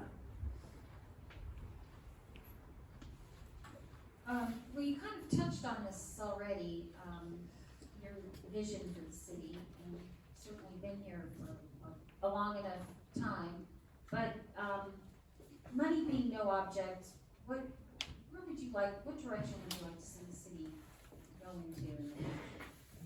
Well, you mentioned it, money is the issue. I spent quite a bit of time over the last couple of weeks looking over the budget and stuff, and there's just a really long list of things we need to do. And I think a lot of them are good, and we need to start working on a priority list to get that stuff done. And I know money is an issue, and I'm a very strong proponent of grants and getting money from other sources.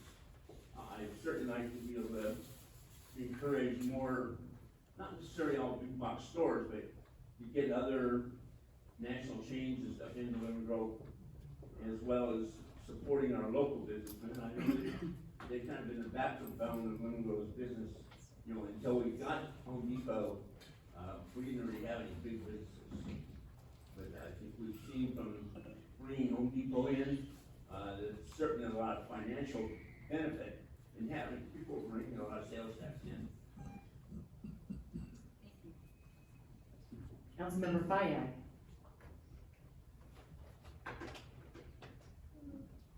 Hey, Bob. Play football at Helix? Yes, I went to Helix. Okay. Awesome. I was not a football player, but my son was a football player. That's awesome. Well, at Helix, we have this motto, we over me. We believe that it's a teamwork to make the dream work. And so, but with that being said, we also recognize that there are a lot of elements. The students that we coach are different. But we have to bring them together for one common purpose, and that's to win. Could you give us an example of how you brought people with different views, different skill sets and opinions, an interest together to get something done, whether it's in the business sector or within our community, real estate. But give us an example, tell us a story of how you brought some people together to accomplish one goal. Well, on one occasion when I was in business, no criticism of the city, but the city, Laguna Grove, was not very cooperative with businesses, and we had a lot of issues with the sign ordinances and some of the zoning ordinances. So I brought together, as a businessman in Laguna Grove, this before I was involved in the Chamber of Commerce, but we weren't active enough. So we brought together a small businessmen's group, and we met at a place called Tilton's Welding, if anybody remembers that, down Federal Boulevard, warehouse down there. And we brought over 100 Laguna Grove businesses in there, and we all got together. We came as a group to the city council, and we got them to definitely relax the sign ordinance at that time. And we were talking about Helix High School, and I think that's a great place. My kids both went there, I went there. But it's a great school, and we should be really pushing the fact that they're there, and that's where you go, or can go if you're part of Laguna Grove. I've spent many times going over to Helix High School and defending their student. They do it like it's well, it's kind of like a senior project every kid has to do, and then they bring people in from the community, and I've been one of them who goes over, and we judge the students on their projects. So Bob, just so we have it on record, you're saying that Helix is a better high school than Mountain View? That I would not say. Say it, Bob. Don't worry about My friends went to Mountain View. Put it right down into a rumble here. So now we'll give you just 1 minute closing to sum up. Well, I was certainly glad to have this opportunity. I had too much time until I saw the opening, and I thought, gosh, this is my chance. I did run twice in the past for city council. That was back long before, probably before most of you were born. But anyway, I did run for city council. I've had a lot of interest in the city of Laguna Grove and the community. I didn't mention, I think that we have a Laguna Grove Curb Breakfast Committee. I was the co-chairman of that. And that would be something I'd like to see it going again, is have another one. And I just really like to be able to serve all of you. I would look forward to having the city council choose me as their candidate. All right, thank you so much, Mr. Holliday. So we'll have you just go back and sit in the audience. I really appreciate everything you put into this, and thank you for all of your years of service to this community. Next up, we have Robert Rail.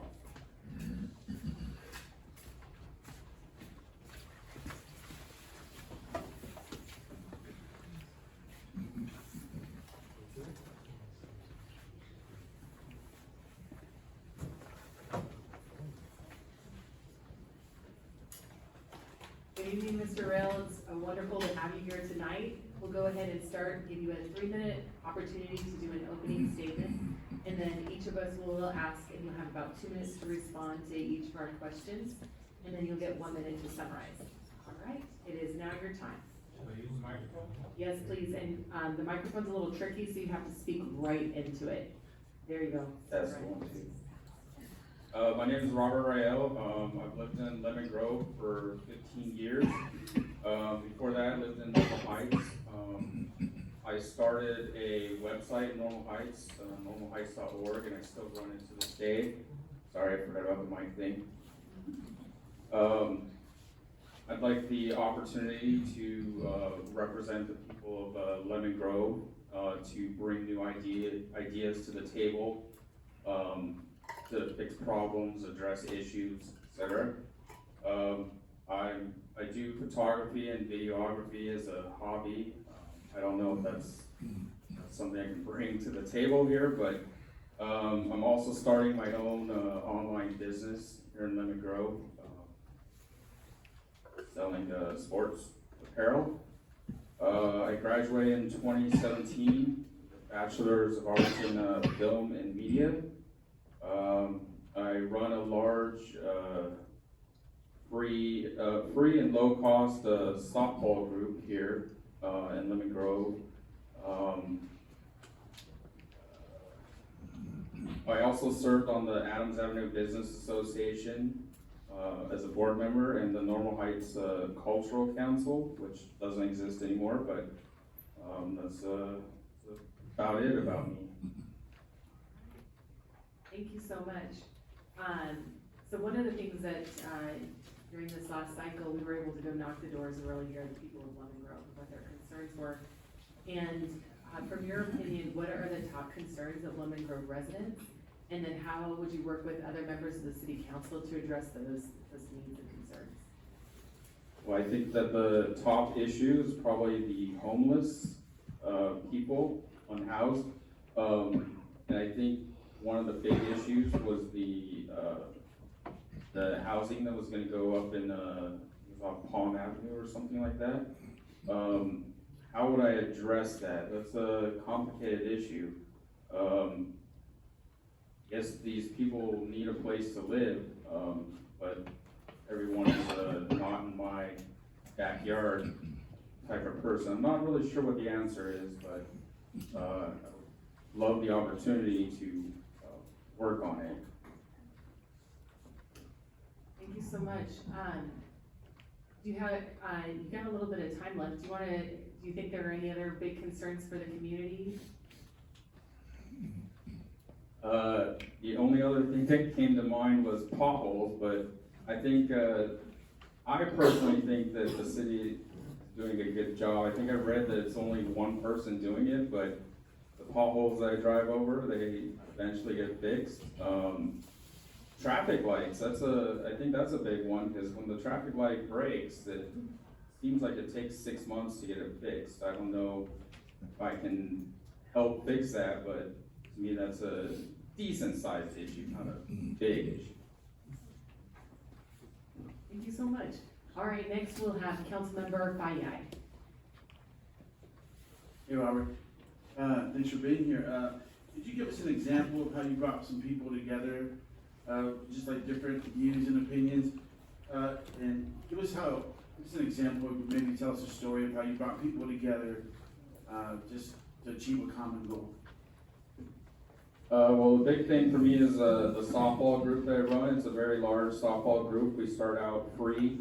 We bring people together that have maybe never even played softball. We welcome them all, and they have different skill levels, and we make them feel welcome, and have them come out and enjoy a sport that maybe they wouldn't otherwise enjoy.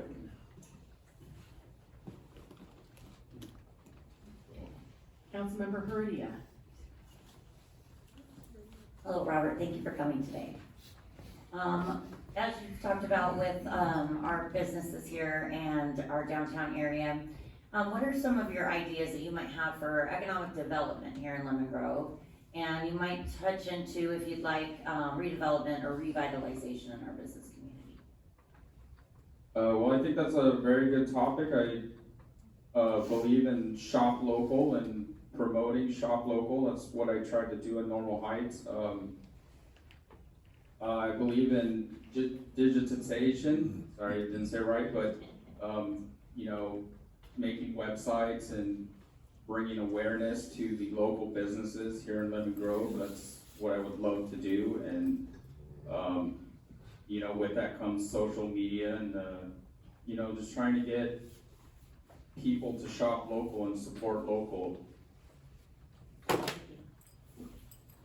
Mayor Pro Tem Mendoza. What is your vision for bringing improvements to Lemon Grove? That's a tough question. My vision is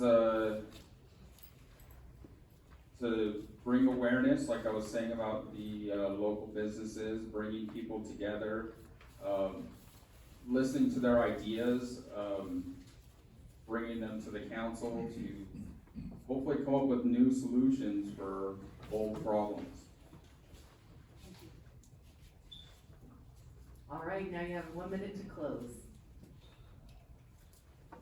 In closing, I would like to serve on the board for the main ideas I mentioned about supporting local, coming up with new ideas, which unfortunately I don't have any of those ideas right now, but new ideas to solve the main issues of for example, the homeless, and the shop local and things like that. Fantastic, thank you so much. So we'll invite you to sit with the audience, and then we'll get ready to call the next speaker. But I really wanted to tell you how much we appreciate you coming out. Well, thank you for having me. Thank you.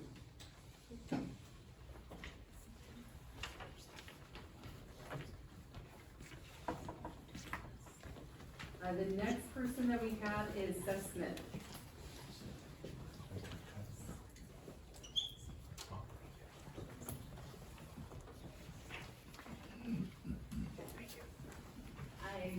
Good evening, Mr. Smith. We're going to give you 3 minutes to be able to do an opening statement, and then each of the council members will be able to ask you a question. You have about 2 minutes to respond to each, and then we'll give you 1 minute to do a summation. All right, sounds good. Okay, so my name is Seth Smith. I'm a Lemon Grove resident of 14 years. I have worked in the field of architecture and design for 10 years, and I've been on our city planning commission for 6 years. Most recently, I served as the chair of the city planning commission. My educational background is I went to the New School of Architecture and Design. I graduated with honors with a Bachelor's of Science in Architecture and a focus in urban planning. What I've spent my free time at the city of Lemon Grove doing, in and around, I volunteered as a dorm counselor for a local summer camp. I taught archery at that summer camp. I have been a community organizer or community communicator for the Lemon Grove Relay for Life, back when we had that here. I spend time volunteering with the Busy Bees. I do planting there and help us to get our status as a pollinator pathway, or been a part of that process rather.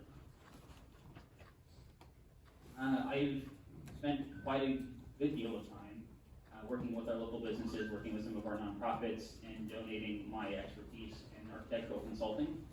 So we have say we have a business or a nonprofit that is saying we're trying to get a permit done, and we just want to know, what do we do for these buildings? What do they mean? How do you interpret them? Can you help us understand?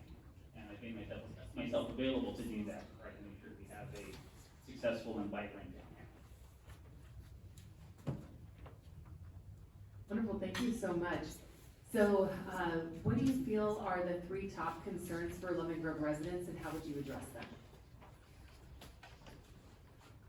I'd say the 3 top concerns for Lemon Grove residents are, I guess, 2 and 1. The first one, we have a lot of dilapidated buildings. We have a lot of disrepair in our infrastructure with our streets, our sidewalks, our storm drains. I think after the recent floodings we had, that's on the forefront of most people's minds, most residents. And I think we need to start addressing that in our general plan, our zoning ordinances, our downtown village specific plan. We can begin to plan for these things and plan so that we can be more resilient in the future against the flooding that we had. I think another concern that our residents have is we have an increasing number of, unfortunately, people who do not have shelter.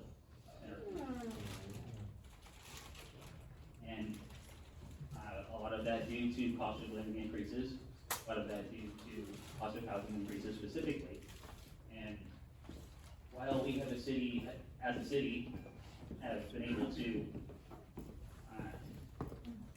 meet our RHNA goals, our goals for having the amount of planned units ready for our city, we do need to focus more on people who are already suffering from homelessness and see what we can do to help get them back on their feet.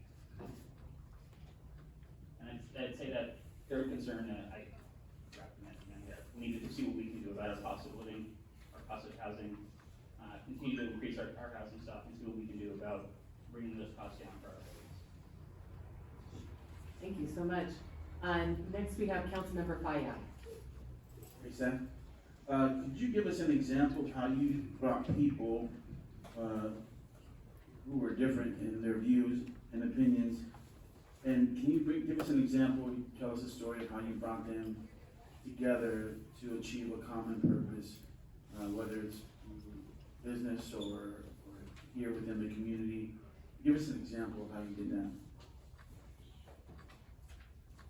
I'd say the example that comes to mind for me is one where I was sitting where you are right now. Several years ago on our planning commission, we had needed to designate, because it's required by the state, a homeless emergency zone, a shelter zone. And one of the things, we had several sites to consider. So lots of discussion among planning commission, lots of varying opinions. And we also didn't have a lot of attendance from the community in that meeting, which I voiced was disappointed, because this is something that when the time comes, people are gonna care. And given that we were stuck on about 2 of those sites, didn't really come to a decision, I offered up a compromise. So what we do is, we have further questions about these sites, we would like staff to bring back more information on these 2 sites that we're leaning towards. And it also gave us an opportunity to have a second meeting, so that our community could show up. We wanted to renotice, have another meeting, make sure that people were here to be a part of what we were doing, and really dig down on the sites that we thought were most appropriate. That we were able to pass unanimously, and in the next meeting, we did come to an agreement on the site that we wanted. Councilmember Herdia? Hello, Seth, that's good to see you. Thank you for coming. I know that you talked about your time on planning commission and offering yourself to the business owners as they come in for the permits. That's awesome. What are some specific ideas you have for economic development here in Lemon Grove? And you could touch on, if you'd like, the redevelopment or revitalization of our business. Well, I would say one of the first things is our general plan and our downtown village specific plan. We need to make sure we're updating our general plan and that specific plan, because we want to make sure that people know what we're looking for as a community. What do our residents want to see in our downtown? What do our residents want to see throughout the city of Lemon Grove? And we need to make that clear. In my helping these business owners with building code, one of the things that I hear a lot is our processes are confusing. And my experience, doing a building is complicated. We are definitely not the hardest place you could submit something, but it could be more clear. And so I'd really like to see help our business and economic development clarify those processes so we can get people in and out and on their feedback. And another factor of that is when someone's taking out a loan to start a business, to do a construction project, banks and lenders, they look at successful projects in the area. So they want to make sure that if you're doing this thing, we see other things that are already working. And so as a community, what we can do is we can celebrate our successes. We can celebrate people like Elevated, we can celebrate people like the Bistro. We can make sure that it's known that we have things going on here. We have businesses that are successful, and that we're a community worth investing in. Next, we have Mayor Pro Tem Mendoza. So what would your vision for the city be for the future? Just eye in the sky, vision first.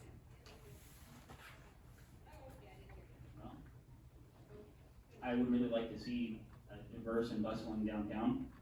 I think our citizens just passed the revenue measure. We are at the point where we have a ton of opportunity and finally some of the resources we need to get there. So I would like to see us invest in our parks, make sure it's a safe place for our families to be, for our kids to play. Make sure we have a downtown that people are proud of, that people want to come here and shop. I think we're well on our way with the revitalized Broadway coming in and helping us out with that.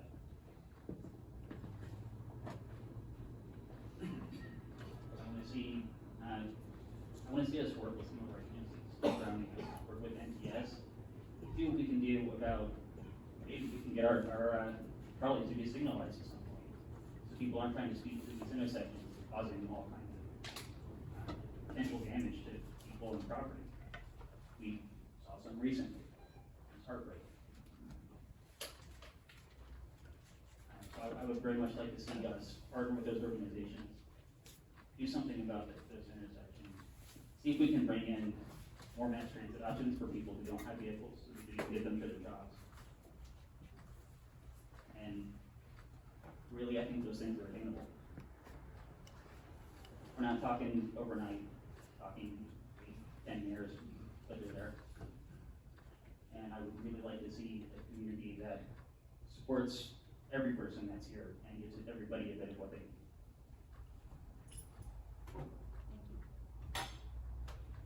All right, now we have a space, Mr. Smith, we gotta, if you wanna do a closing statement, 1 minute closing statement. Well, you got me all invested in that last bit.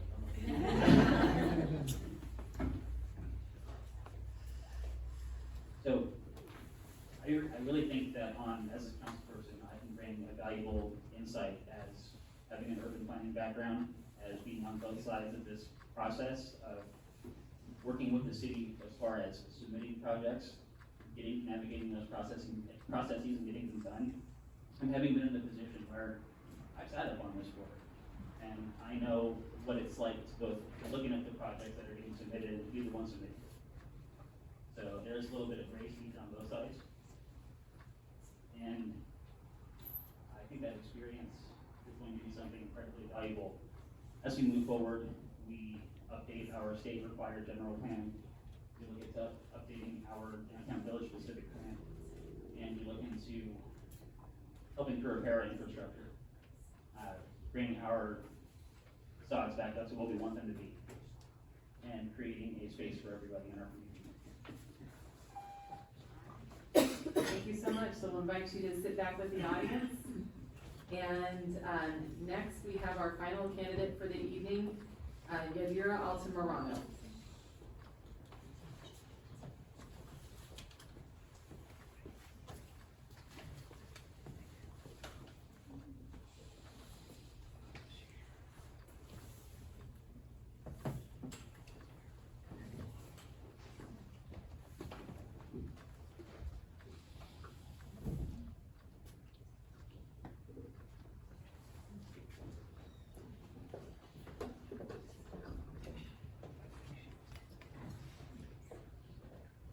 Hi, good evening, Ms. Altamirano. It's a pleasure to have you. What we'll do is go ahead and give you 3 minutes for an opening statement. And then each of us will have a question for you, and you'll have about 2 minutes to respond. And then you'll get a 1 minute closing statement. Sounds good. All right, thank you. Can you hear me good? Okay. So good evening, council. Thank you for allowing me this opportunity. I first moved to Lemon Grove in the 90s as an immigrant child. Lemon Grove was the first city that, I arrived, and everything was beautiful and clean, and that's what I remember. There was full shopping centers and lots of kids my age. The parks were beautiful. Unfortunately, my mom was a single mom, didn't speak English, had a work law, and she wasn't there. But the streets were safe for me back then. Going to school was no problem, walking there, no problem. 18 years ago, I moved back to the city of Lemon Grove. I purchased a house. I wanted to raise my kids here, and I have. I have 3 kids. Because my mom wasn't able to be very involved, I started getting involved with their school, robotics, as part of the Mount Vernon Educational Foundation, PTA. I wanted to do different because I was able to. I had the flexibility. I remember Lemon Grove being something that it's no longer. You don't have streets to schools, safe streets to schools. Crime is higher. It's not as clean as I remember it.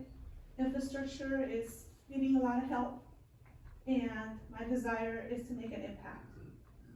in the city, and I want to, remember it how I used to remember it when I was little. I wanna make sure that our current children have all the opportunities that I had while I was living here when I was going to school, the parks, beautiful parks, access to bathroom, recreation center, for senior citizens to have access to a senior center. A lot of you know, I have experience being in council before, it was right in the middle of COVID, and I was not able to, make the impact that I wish I had, because everything was through Zoom, we had to wear a mask, we couldn't be together. I feel like this is an opportunity for me to redo what I wasn't able to. And I'm excited about that. I feel like I'm not gonna need a lot of training since I'm very familiar with how things work. I'm an entrepreneur, I own businesses. I still sometimes can't believe that child that came here at 10 years old, not knowing English, going through so much adversity that, you know, God has been so good to me, and He has gave me the ability and that fighting spirit to take the opportunity to be successful here. Thank you, guys. Thank you so much. So my question is, what do you think are the 3 top concerns for the residents of Lemon Grove? And what would you do with working with your other city council members to be able to fix some of those problems? In 2023, Lemon Grove rated with the highest crime in the county. So I feel that public safety is a main concern. If you make it safe, people will come. Number 2, infrastructure. We need a clean city. If you make it clean and attractive, people will come. The businesses will come. I'm a business owner. I will not open a business next to another business that's boarded up, and that's been boarded up for 5 years. It wouldn't make any sense. So if you make it clean, people will come. Also, sewers, streets. We need streets, street repair. The other one is community services. The city of Lemon Grove provides the camps for school-age kids, and we have the bonfire, and we have concerts at the park. Other than that, we don't have much community services. And lastly, transparency and communication between the city, council, and the residents. That was full. What can we do to work together? Definitely cleaning it up. Let's clean it up. Let's come up with a little tagline. Make it safe, clean it up, light it up, and bring attractions to the city of Lemon Grove. What can we bring? What can we do that people will like to come here? Tournaments, youth sports. Where do people congregate?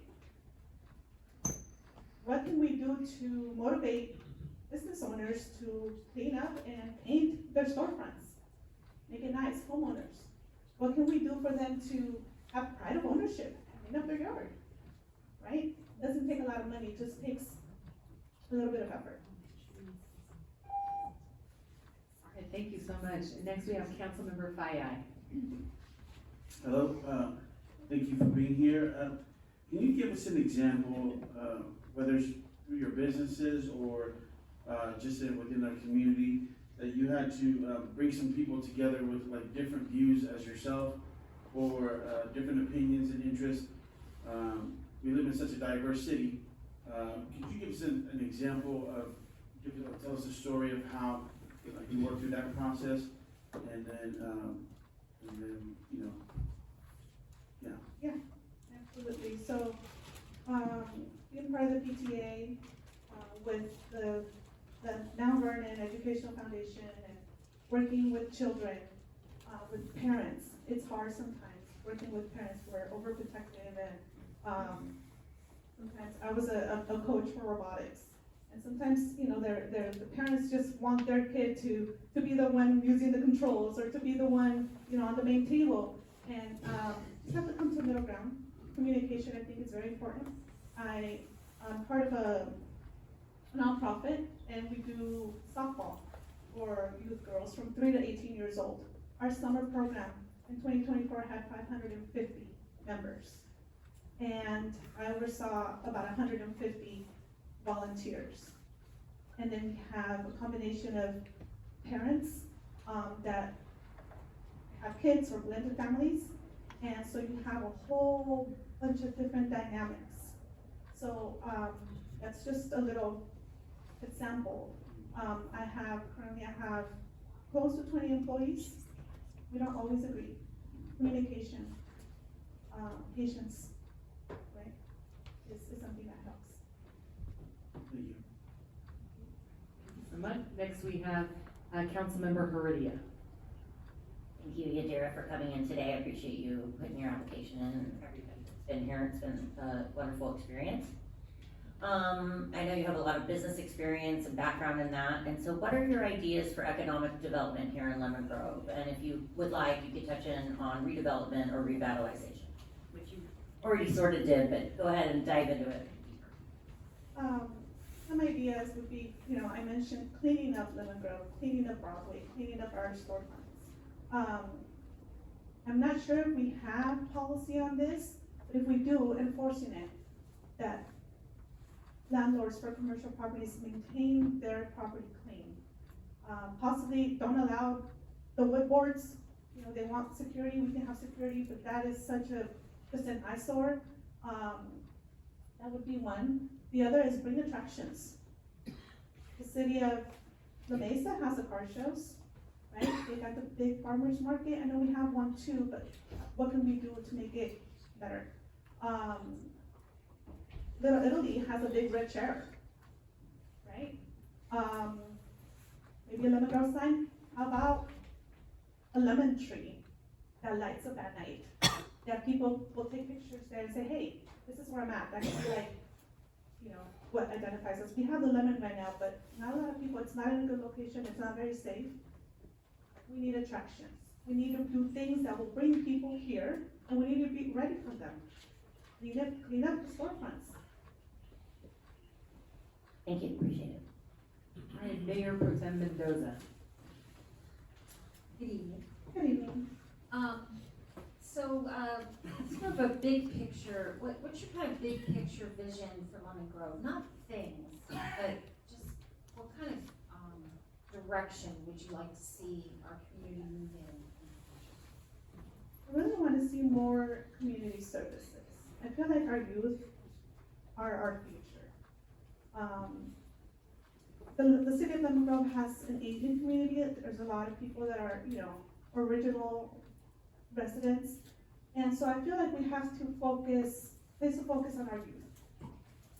How do we do that? How do we raise kids that are gonna be good citizens, good community members? We bring in services now that can develop them, that create strong characters, that have this freedom mindset, that teaches them that they can do anything they set their mind to, right? They are our future. That is my vision. Having healthy community members that can thrive and enjoy a nice, clean city, and that our neighboring cities could be jealous and can come over here because we have the best people in the county. Thank you. You're welcome. All right, we'll go ahead and give you 1 minute to do a closing statement. Okay.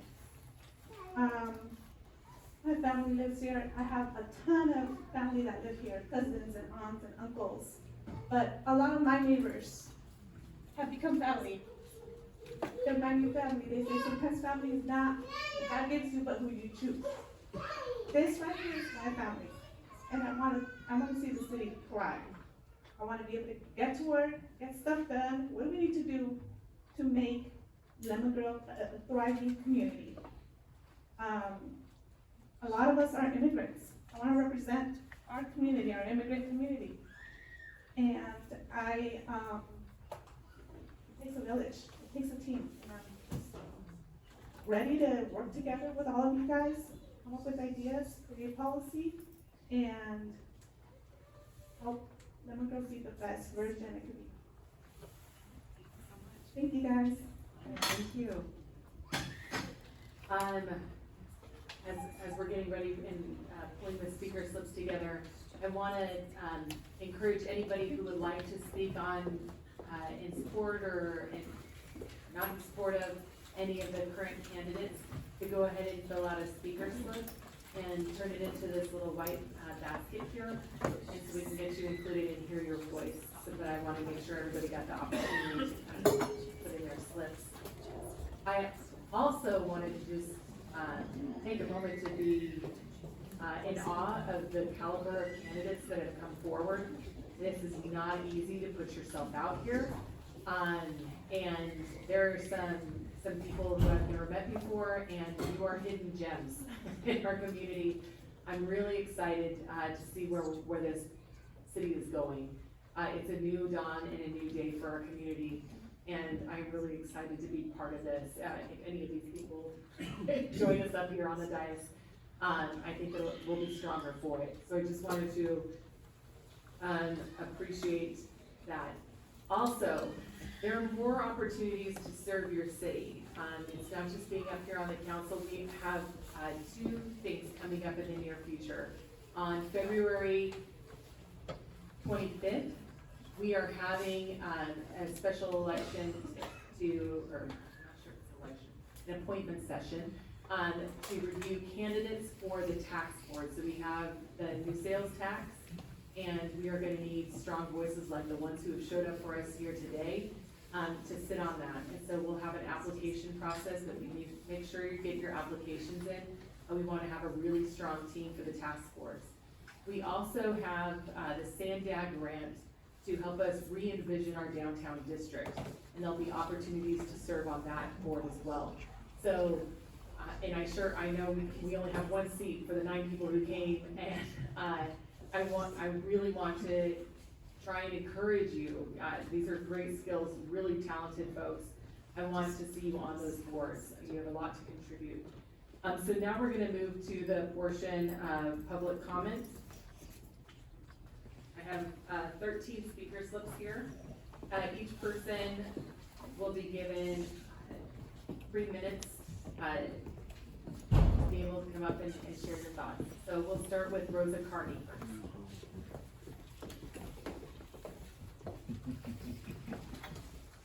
Good evening, Mayor Snow and council members. My name is Rosa Carney, and I've been a resident of Lemon Grove for 20 years. I'm here tonight in support of Yadira Altamirano, who is the right person for appointment for City Council. I met Yadira Altamirano in 2009, where our children attended school at Mount Vernon here in Lemon Grove. Why is Mrs. Altamirano the right person for this appointment? Yadira represents the majority of Lemon Grovers. She is an educated businesswoman, mother, wife, and an active resident. As the president of the Mount Vernon Educational Foundation, Mrs. Altamirano organized and fundraised for 34 6th grade students to attend Sacramento, Philadelphia after losing funding from the Lemon Grove School District. She did not stop there. She then fundraised for the 7th graders to go to Washington, D.C. and New York. That was another 20 students. With her hard work and business skills, she decided to organize a trip to Costa Rica to support the International Baccalaureate program. Now that is some dedication there with that many kids. Yadira also participated in our Safe Routes to School program from 2009 to 2018, creating safety awareness, advocating for better streets and a healthier, more active community. She even joined my walking group every morning. Yadira then decided to start a nonprofit SoCal Girls Fast Pitch and an NCG softball to help girls discover, build, and grow their self-confidence, and pathways to college, serving over 500 girls in the East End. Yadira was part of an active campaign that put 3 new board members in the Lemon Grove School District in 2018. With this impact, Yadira knew she could give more, so she applied and was selected to the City Council in 2019, and now has the experience as a City Council member. Her #1 priority has always been building community and sharing everything that she is an expert in. As a businesswoman for over 20 years in transportation, real estate, construction, and all her advocacy work, I just mentioned, the community and I support her appointment to City Council. I ask you to also consider her for the open seat as a City Council member tonight. Thank you. Thank you. Next, we have Dave Eckler. Can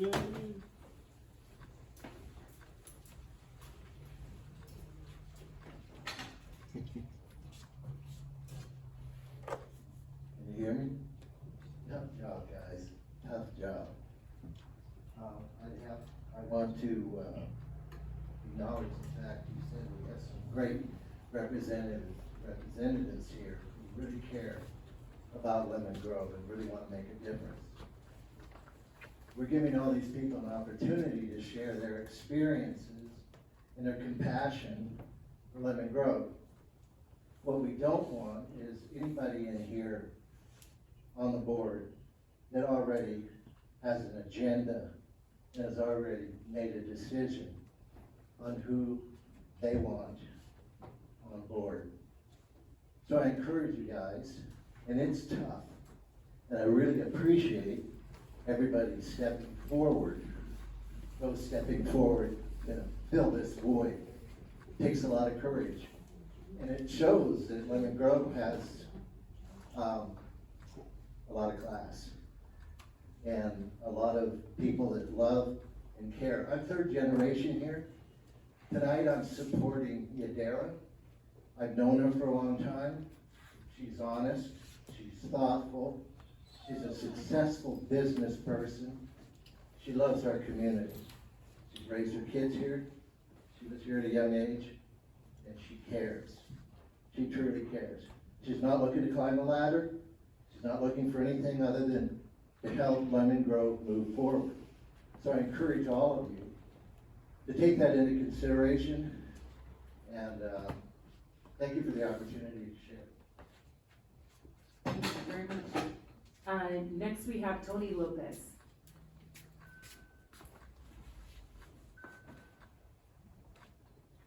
Tony Lopez here? No. I'll just move him to the bottom and we'll call him again. Lupe Guerrero.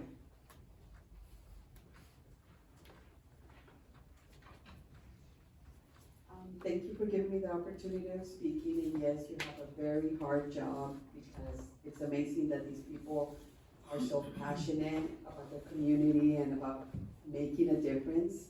I have known Yadira for a long time, and every time I talk to her, she is either starting something, helping somebody, or coming up with new ideas.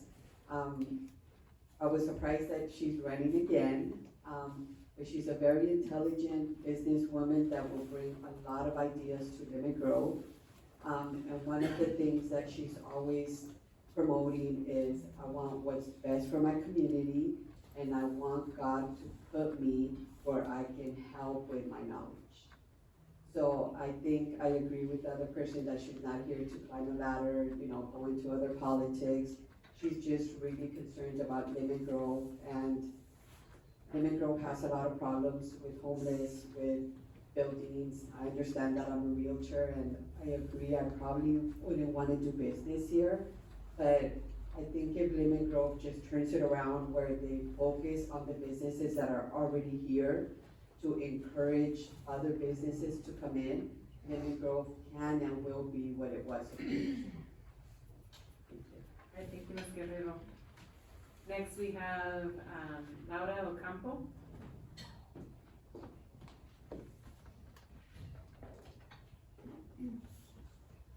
Hello, my name is Laura Ocampo.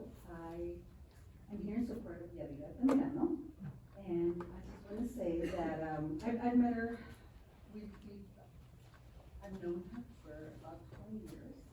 We met at a church Bible study. She's amazing. She's a leader. I've met her again, like Lucas said. She's been leading different things. I'm also part of a church ministry. I've invited her to speak at my church, a women's group. She's done amazing, and everybody wants her contact and wants for her to mentor them. And I just want to say that she has a beautiful heart, generous. She's always willing to help. She also just started a new women's group that we're gonna start on Saturday. So she's just amazing. So she will be amazing and a great candidate for city council. All right, thank you so much. Next we have Ann Stapleton.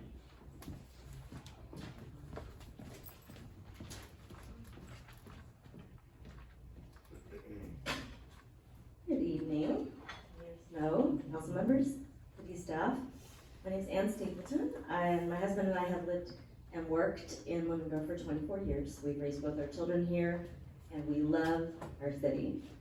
I'm very encouraged to hear from so many people here tonight that love their city as well, and are interested in serving on city council for the next 2 years. I'm here tonight to ask you to please consider candidate Seth Smith.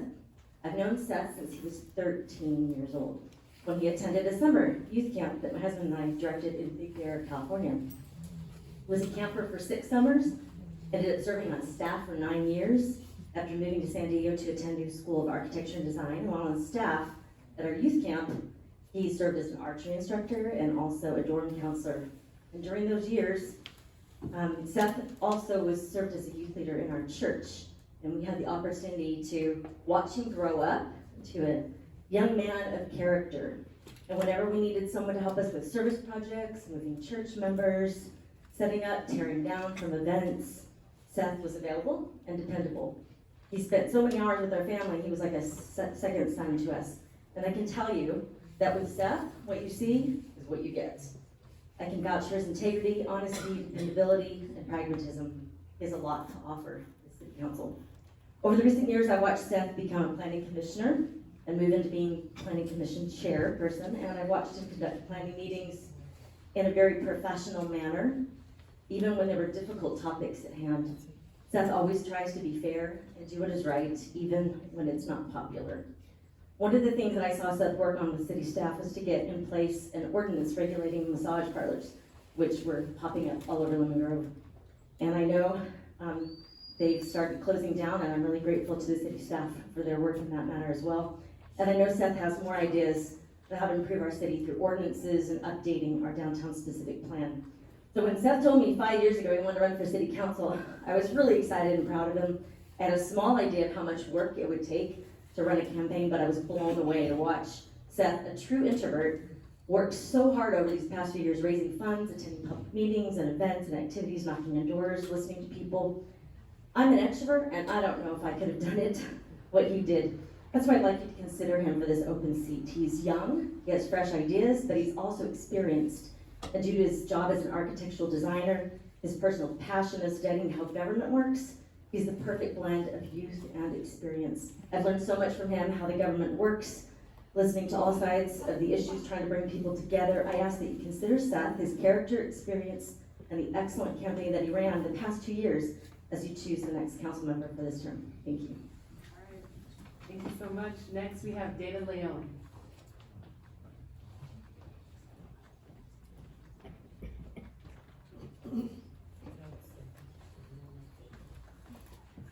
Hello neighbors.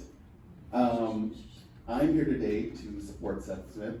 I am glad that there are so many qualified candidates, and there are definitely few people who applied that I would have given public comment for if I were not supporting Seth. And 3 minutes is not enough time to explain why Seth is qualified, so I'm going to give you the number one reason in my head is that he listens to understand. And I don't know about anyone else in the room, but I've noticed that civic engagement is a lot more about showing what you believe.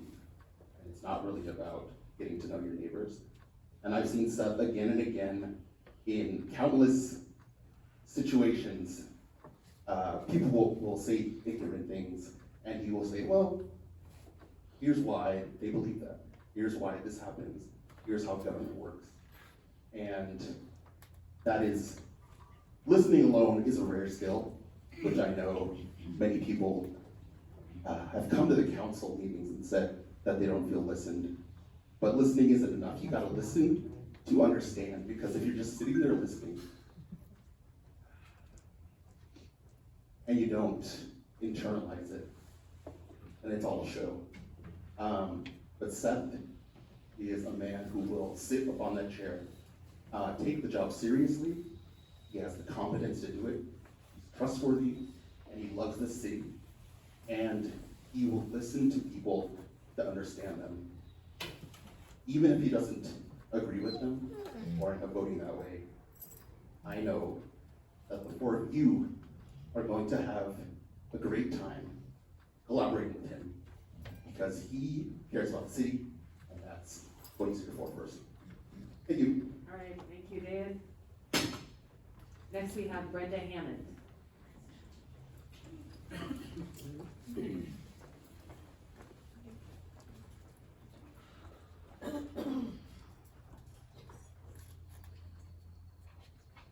Hi. I just want to say, I hear, I come to all the council meetings, you know that. When Mary Sessa was mayor, and there was other people up there, they said, you should run for city council. And I said, no, I can't be corrupted. But it's true. I said, even mayor. And, what I'm hearing is a lot of people, because I sit in the back and I watch everybody, what I'm hearing is a lot of people should be very good, Mayor Snow, for saying there's other things out there.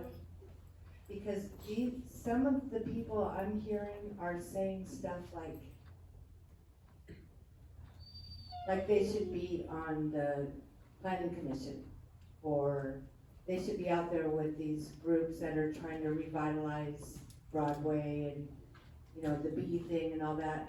I'm not hearing a lot of, you gotta be involved with the county, you gotta be involved with the city of San Diego even sometimes. You gotta be involved with a lot of the cities coming together and doing things. What I'm hearing is a lot of la-la.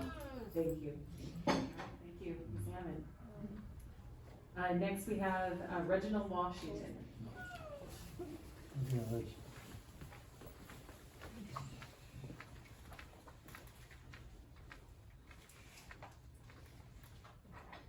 Thank you, council members, for giving me this opportunity. Congratulations, Mayor Snow. I really appreciate what you've done and what you've brought. Today I'm here to let you know that for me, as an owner here on Broadway, as an individual who is a resident here, an individual who is a community activist, I'm here supporting Seth for one reason. It's about building relationships. If we're gonna be here working together, but I've never seen you in the community, I haven't seen you being a part of the community, that's a big concern for me. For those who don't know, I was the individual when COVID was going on, making sure that we were testing, making sure that our community was there. And what I did was take a look at the individuals who were there with me. So when I see Seth actually concerned about businesses, when I see Seth talking to me about how to make it so we're available to actually revitalize Lemon Grove, that lets me know that people are not talking about it are actually doing it. So that's where my support comes in. I believe in diversity. I believe that, we can't have a council member who isn't a part of the actual fabric of Lemon Grove. And I think this is really big, to come here and to know that Seth is someone who I met before council member, who I met before it was about votes. So that brings me into sort of like thinking like, well, you're already doing the work. And so that's one of the main reasons why I'm here, to let Seth know that you're appreciated. As a business owner, I'm not the business person who wants to take from the community. I'm the business owner that wants to give to the community. And we need that, and we need those who understand the difference between business and community activism and bringing resources to the community. Thank you, Doug. All right, thank you, Mr. Washington. Next we have John Mitch No.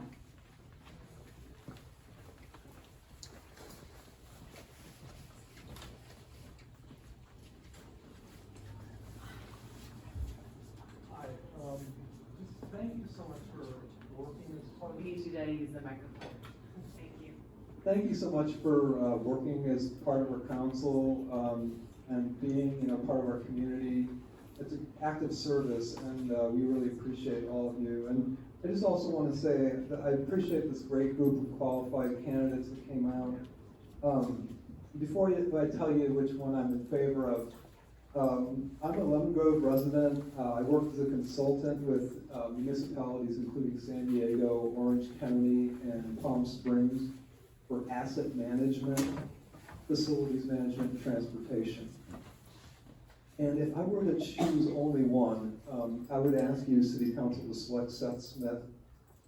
Because of his unique professional urban planning leadership expertise, he's really already doing the job. He's been working in this area for a long time. A lot of candidates today hope to make an impact, but Seth knows how to make an impact. He understands how the whole system works. He is the architect personality. And so what I mean by that is he looks at the big picture. But he also knows the details. And he knows the steps to take to actually get the job done. No one else knows this anywhere near as well as Seth does. He lives, eats, breathes, and sleeps city planning. The responsibilities of a seat on the city council could result in some people feeling anxious because there are a lot of technical management decisions to be made, not enough hours in the day to study and learn about them. Seth, already can fit into that with ease and confidence because he's been looking at those questions for a long time through his career in urban planning and as a construction project manager at his job and his work on the City Planning Commission. With Seth, Lemon Grovans would get our money's worth when negotiating with developers and other cities and county-wide commissions such as Sanday, because that way they'll build better quality buildings, the developers will, or repair roads better, or design entire county systems that would benefit Lemon Grove better than maybe other people will be able to negotiate with the other cities. Our infrastructure will last longer and will have more features and accomplish more for us. And in this way, he advocates for residents, homeowners, and taxpayers. A vote for Seth is a vote for more highly valuable infrastructure, rising property values, and rising tax revenues. It's for our pocketbooks and for the wealth of the city and the happiness. Thank you so much, Mr. Michelle. Next we have Dee Pearson.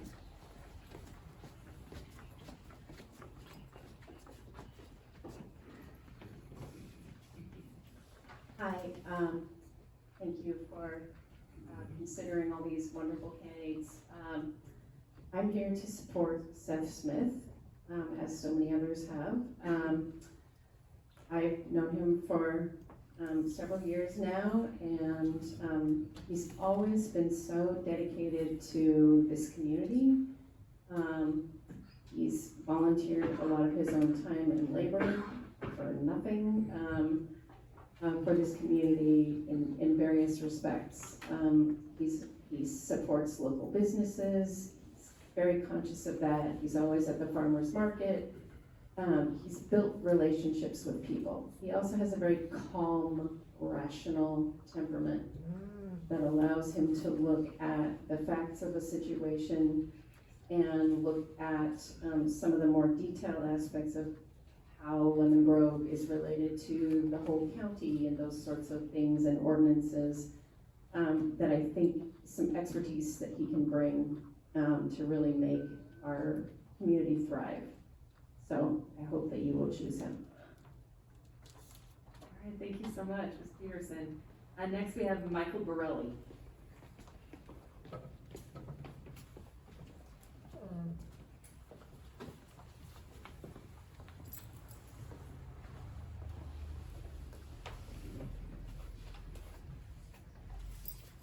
You ready?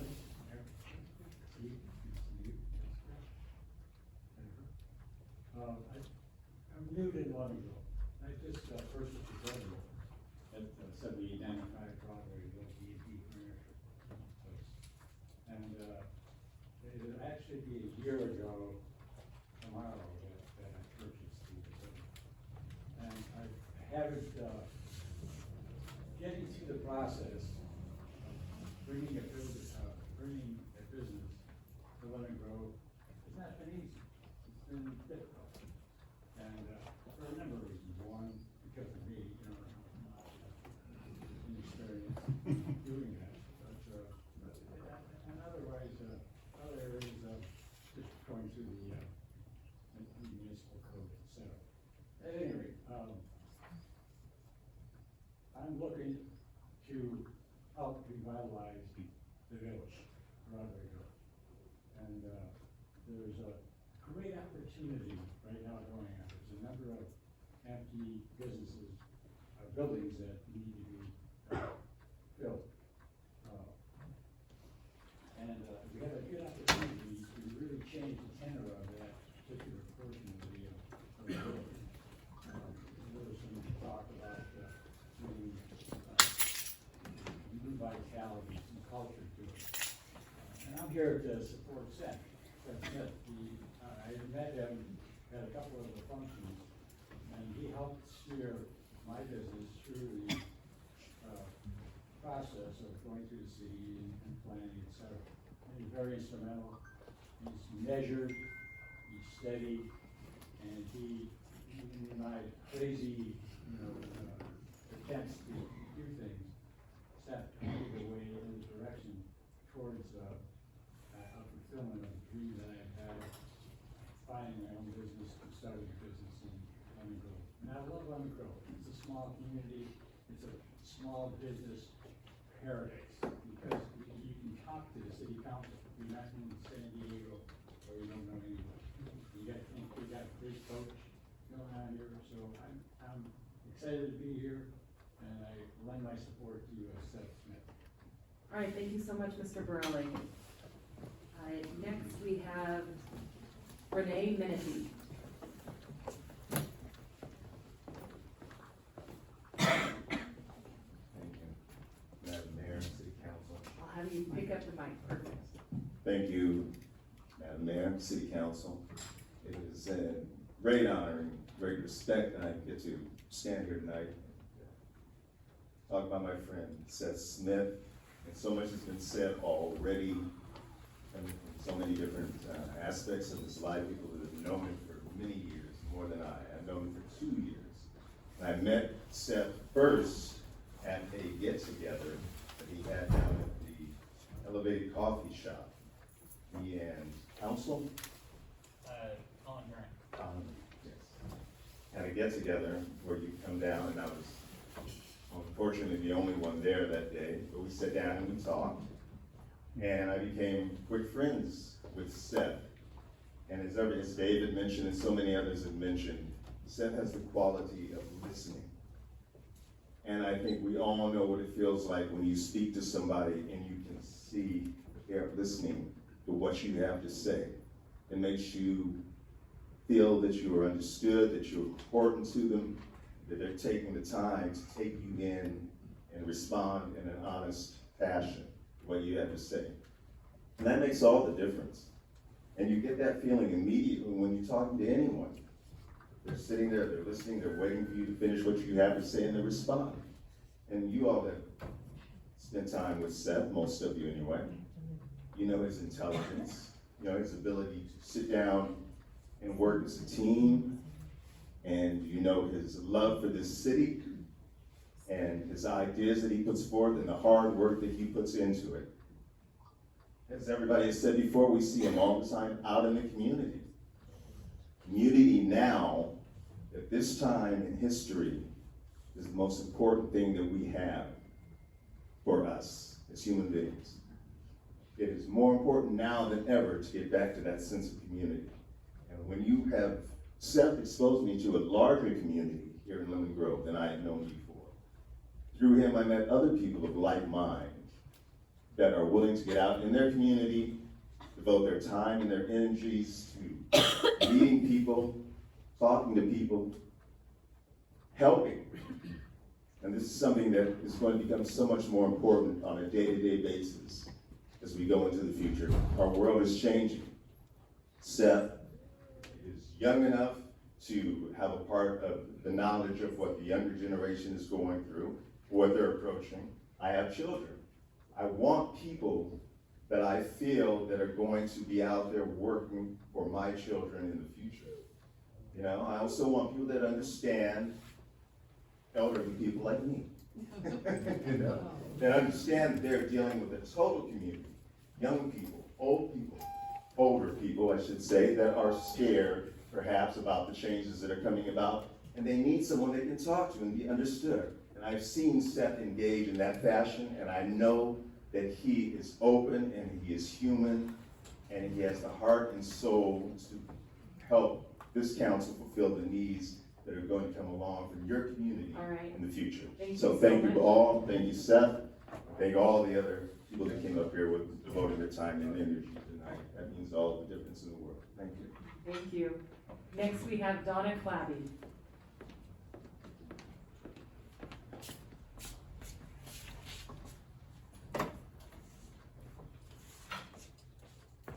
Council, you're in a very serious position.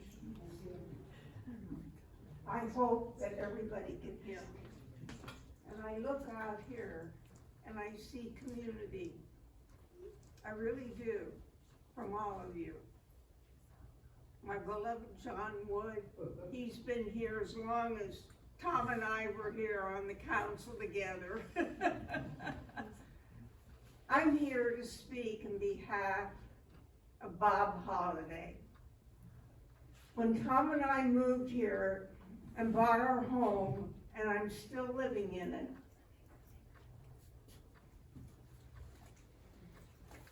Bob had his business up here on Lemon Grove Avenue. When I look at Lemon Grove, I see it as beautiful today as it was when we moved here. And that was in 1956. I think really all of you need to know that you're very important to this community.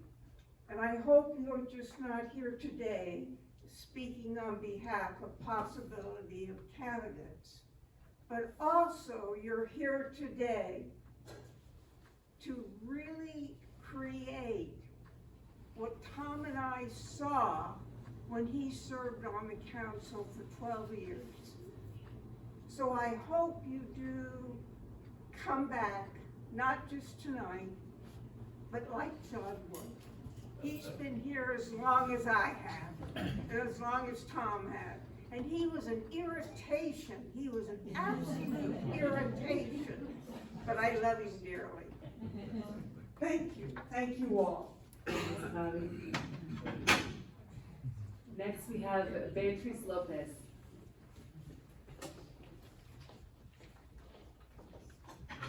Good evening, Madam Mayor, City Council. I own El Pollo Grill. We've been open in Lemon Grove since 1987. Back in 2000, we opened in the downtown area, and within a year we got the permits, so it was perfect. But now you pass through downtown, you see all the closed businesses, the homeless, you know, it's not safe. Luckily, we do have a good following, so our customers do come, but they don't want to go to other businesses. So in a perfect world, it doesn't, you don't need money to improve it, but you do need money. Measure T, I think, was perfect. and we need to open new businesses to bring more money to Lemon. So when I heard, I don't know the candidates that personally, but when I heard lights on, I thought, yes, you know, Yadira. You know, there's other candidates too that I heard good things. But, you know, I think you'll know that the lights have been off in Broadway. We need to bring them back on. We need to make our streets safe. And with more money from businesses, then we can fix roads, have more community functions, and make Lemon Grove better. So my vote is for Yadira, because I know she will improve the businesses and open up. And me, you know, like, I'm guilty. We need to fix our facade. We need to all work together. And I wanted to do that, you know, but, you know, with the help of all you guys and the community, I think Lemon Grove can be again opening businesses in a year, you know, and have everybody profit. Thank you. Thank you so much. Next, we have Stephen Brown.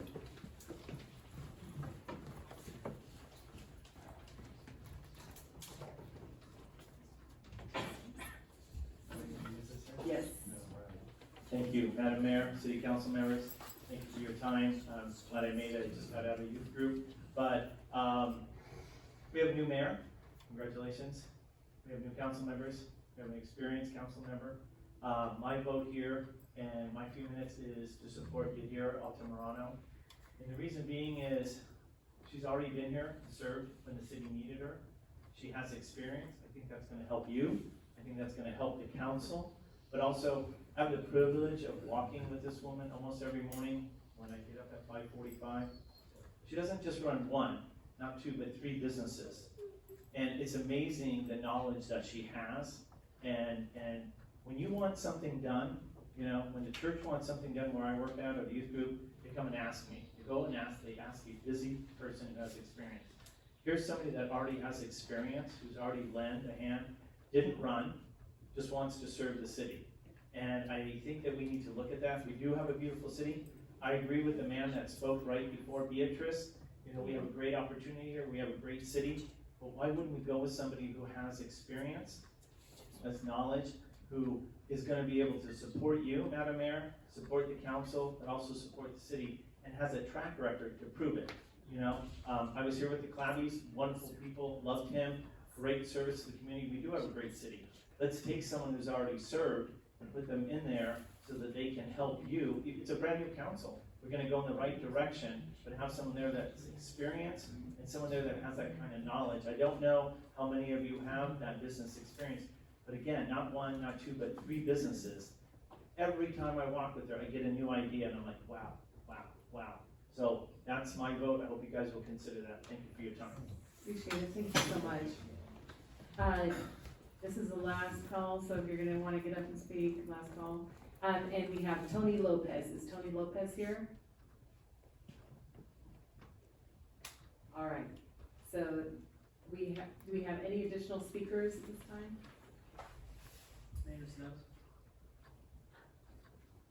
Mayor Snow, I have no additional speaker slips. Just really quickly for the record, the city clerk's office did receive written communication for this item. Copies of those letters have been distributed to all members seated here at the dais, and copies of that letter are at the public review table. So for now, now the public comment portion of this agenda item is closed. And we will move to the city council deliberations and voting.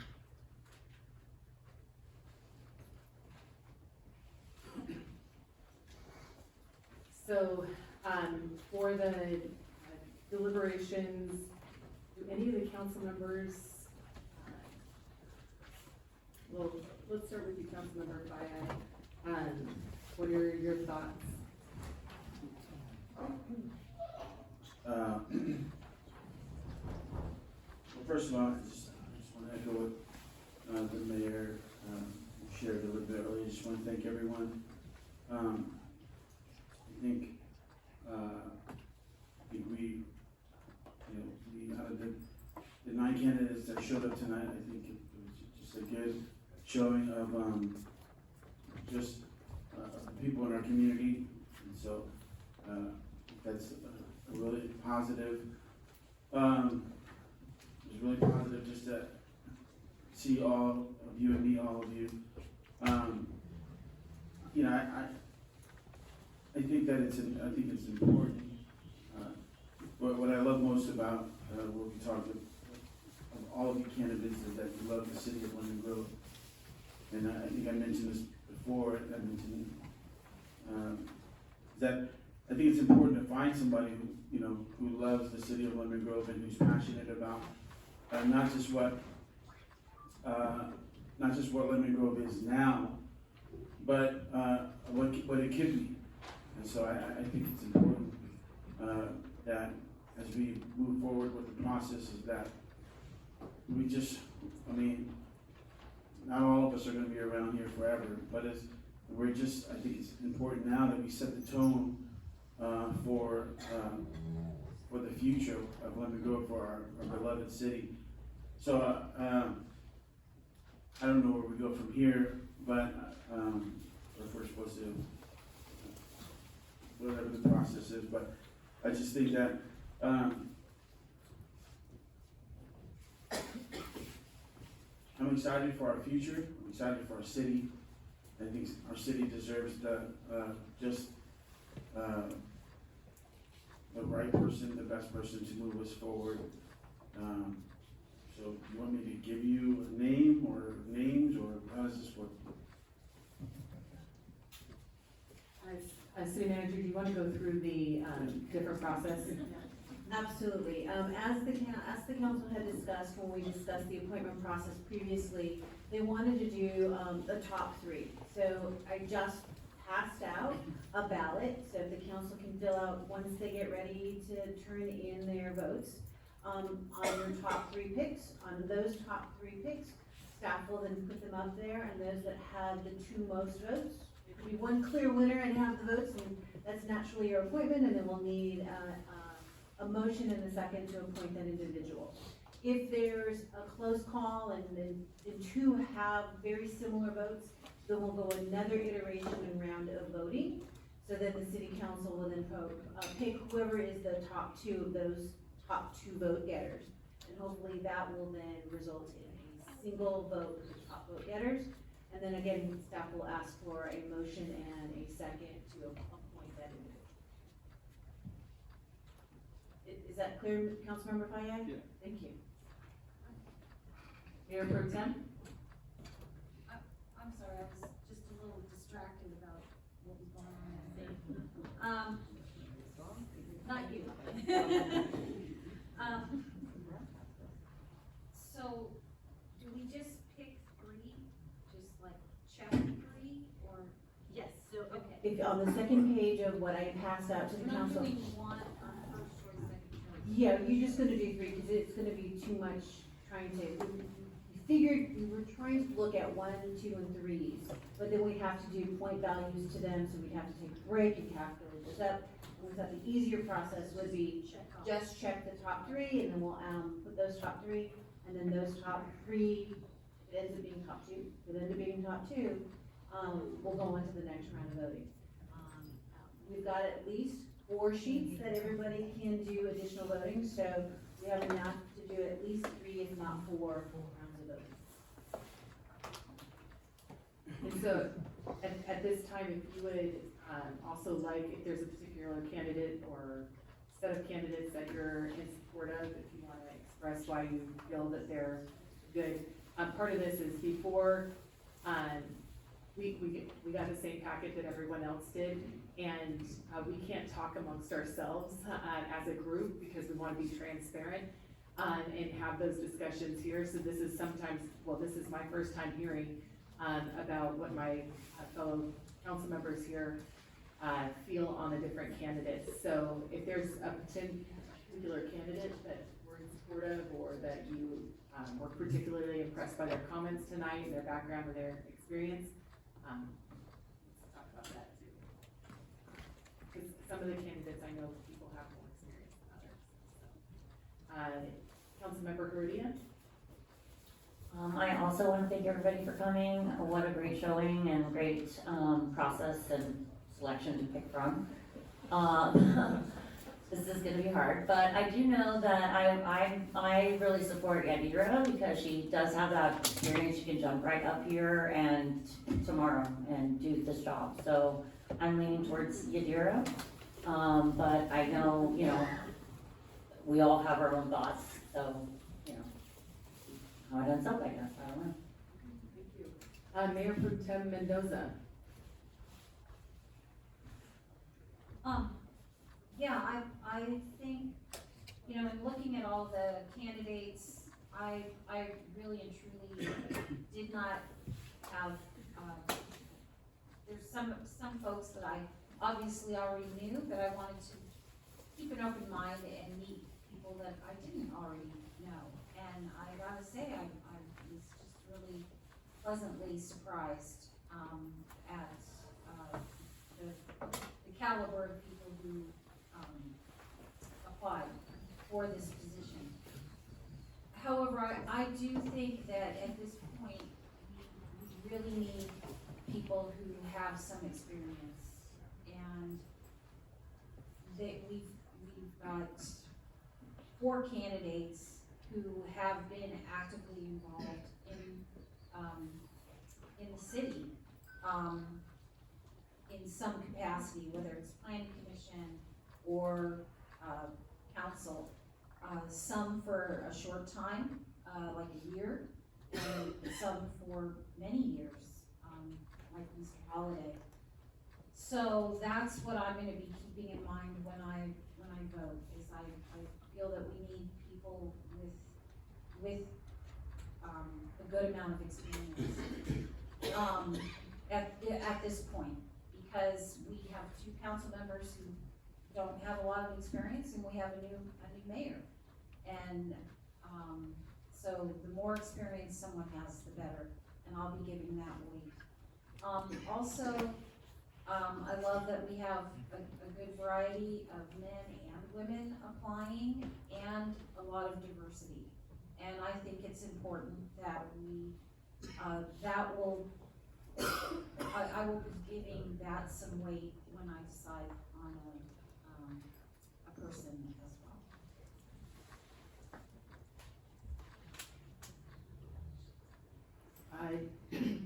So I just wanted to echo the comments, along the similar vein, just the caliber of people that had thrown their hat into the ring tonight, all did an incredible job. I look forward to opportunities to work more with them. I too am gonna put a lot of emphasis on experience. We are a really new council, and unfortunately, we just had a new mayor and council member training this last week. So whoever jumps on board isn't gonna have the benefit of that. And so we do need somebody who's been here and been present, but I will tell you, for Cody Littleton, I was really impressed with the background and resume.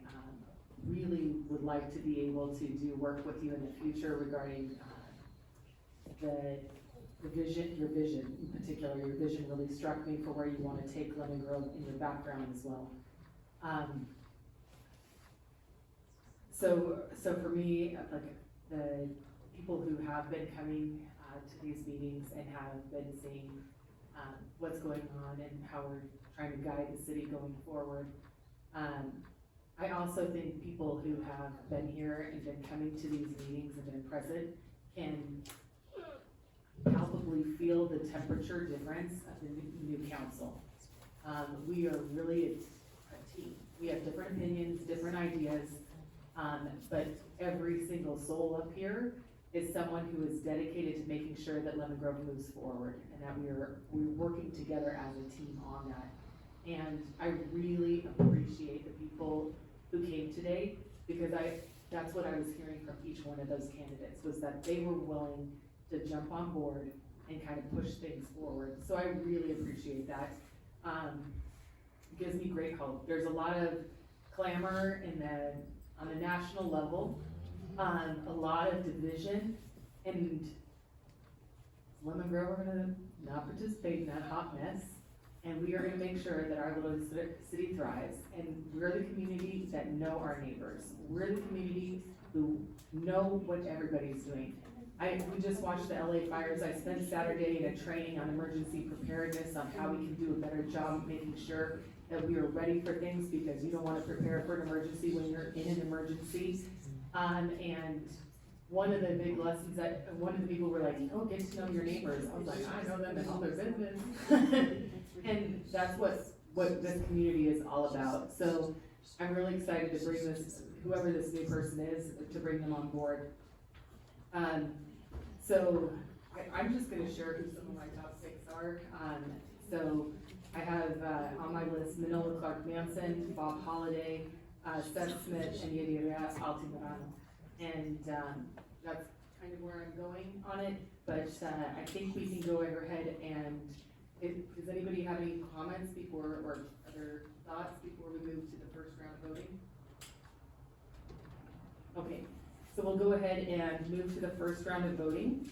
And so we have our sheets here, and we're just gonna mark the sheet.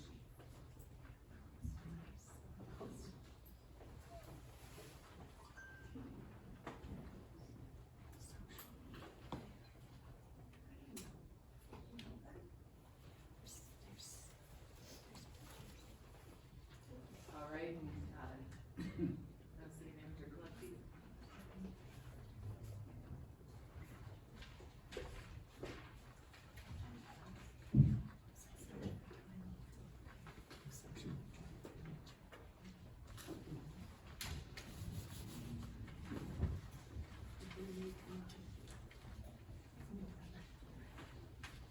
While they're calculating those, let's go ahead and take a 5-minute break.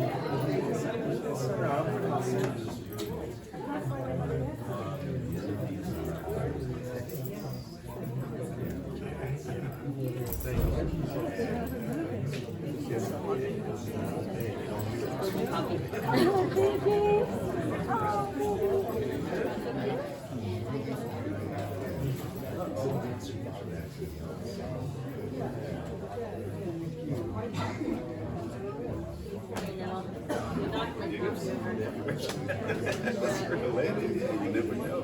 You never know. Yeah. Oh, I can't think of it.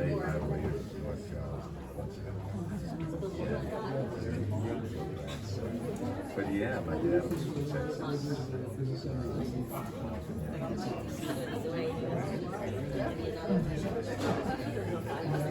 Well, I know, we don't have too many islands. I don't think I have too many relatives in that in Texas.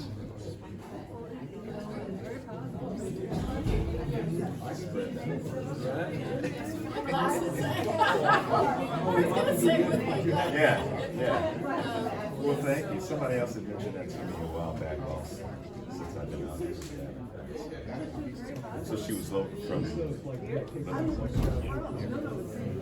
San Diego. And how long? The kids.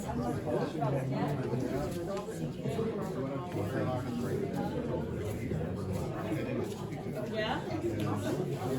How far away is that? Oh my goodness.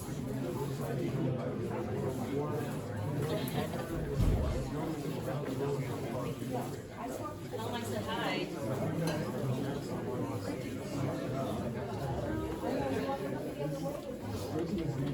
Can you see my screen too?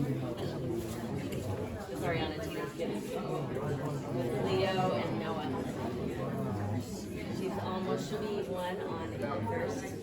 And Leo's just NOA.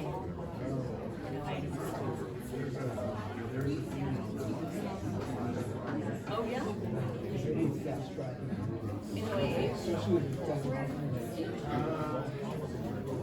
Yeah. Yeah, she's, her name's Noah Evangeline Liv, and Leo Alexander. They wanted a two-syllable first name, so Leo, and then Alexander. She's Noah, two-syllables, four syllables, and then Liv. Their last name is just has a yeah. Yeah. It's got to roll. It's got to kind of flow. Yeah. She's pregnant, so I like coffee. She like coffee. I'm giving her.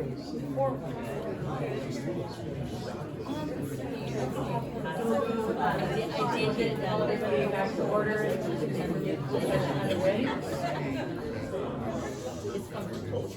All right, so we have the opportunity to tally the votes.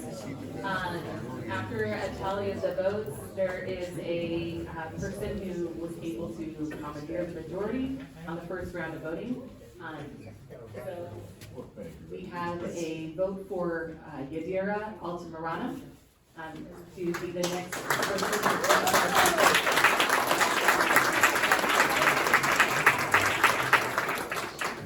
So what we'll do is, she'll, at the next city council meeting, she'll be able to join us up here on the dais. But right now, what I need from the council is a motion to appoint in a second. I would like to motion to appoint Yadira Altamirano, sorry, I stuttered that out, but it's close. To be appointed to the fifth council seat that was left vacant by Mayor Smith. I'll second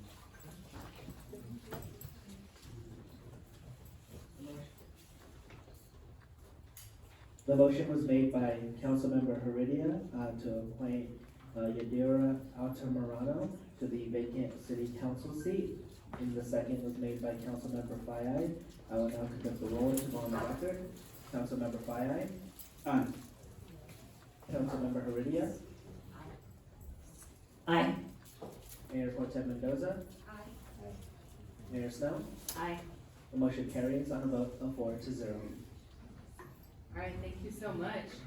One more round of applause for everybody.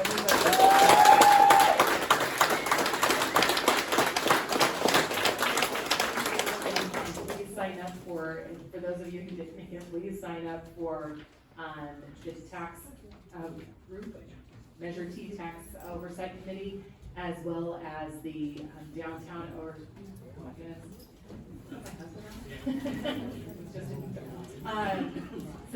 Or the downtown revitalization program. So we're really excited for all of that, and really excited to have this seat filled, because there's plenty of room, plenty of work here.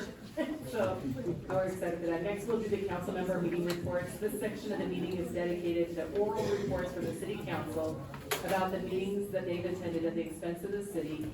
The report is a brief report. And as a reminder, we want to keep comments brief and stay within the boundaries of the Brown Act. This includes matters that are not on the agenda. We'll start with Councilmember Fayai. Thank you, Madam Mayor. As our mayor stated a couple minutes ago, we, Mayor and myself and Councilmember Heredia, we had an opportunity to attend the League of Cities Conference, January 29th, Wednesday, January 29th, through Friday the 31st, up in Garden Grove, California. It's a great opportunity. I didn't know that we had 4 cities in California, so that was kind of cool to learn. And it was also kind of cool to network with a lot of cities who are doing.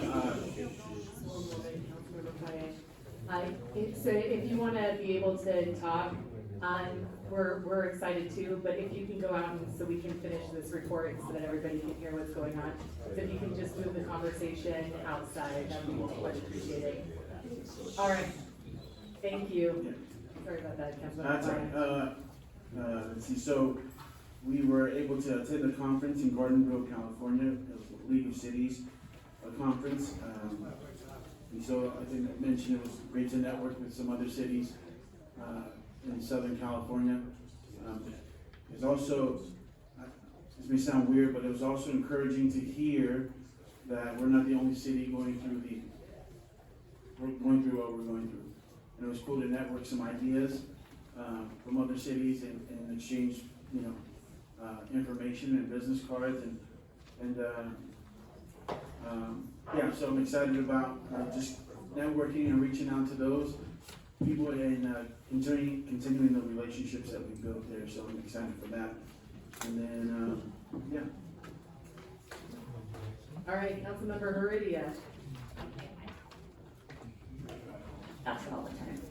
I attended the Helix Water Board meeting on January 22nd. They discussed prior year runoff and how they might choose to spend $10 million in funds as a result of the runoff.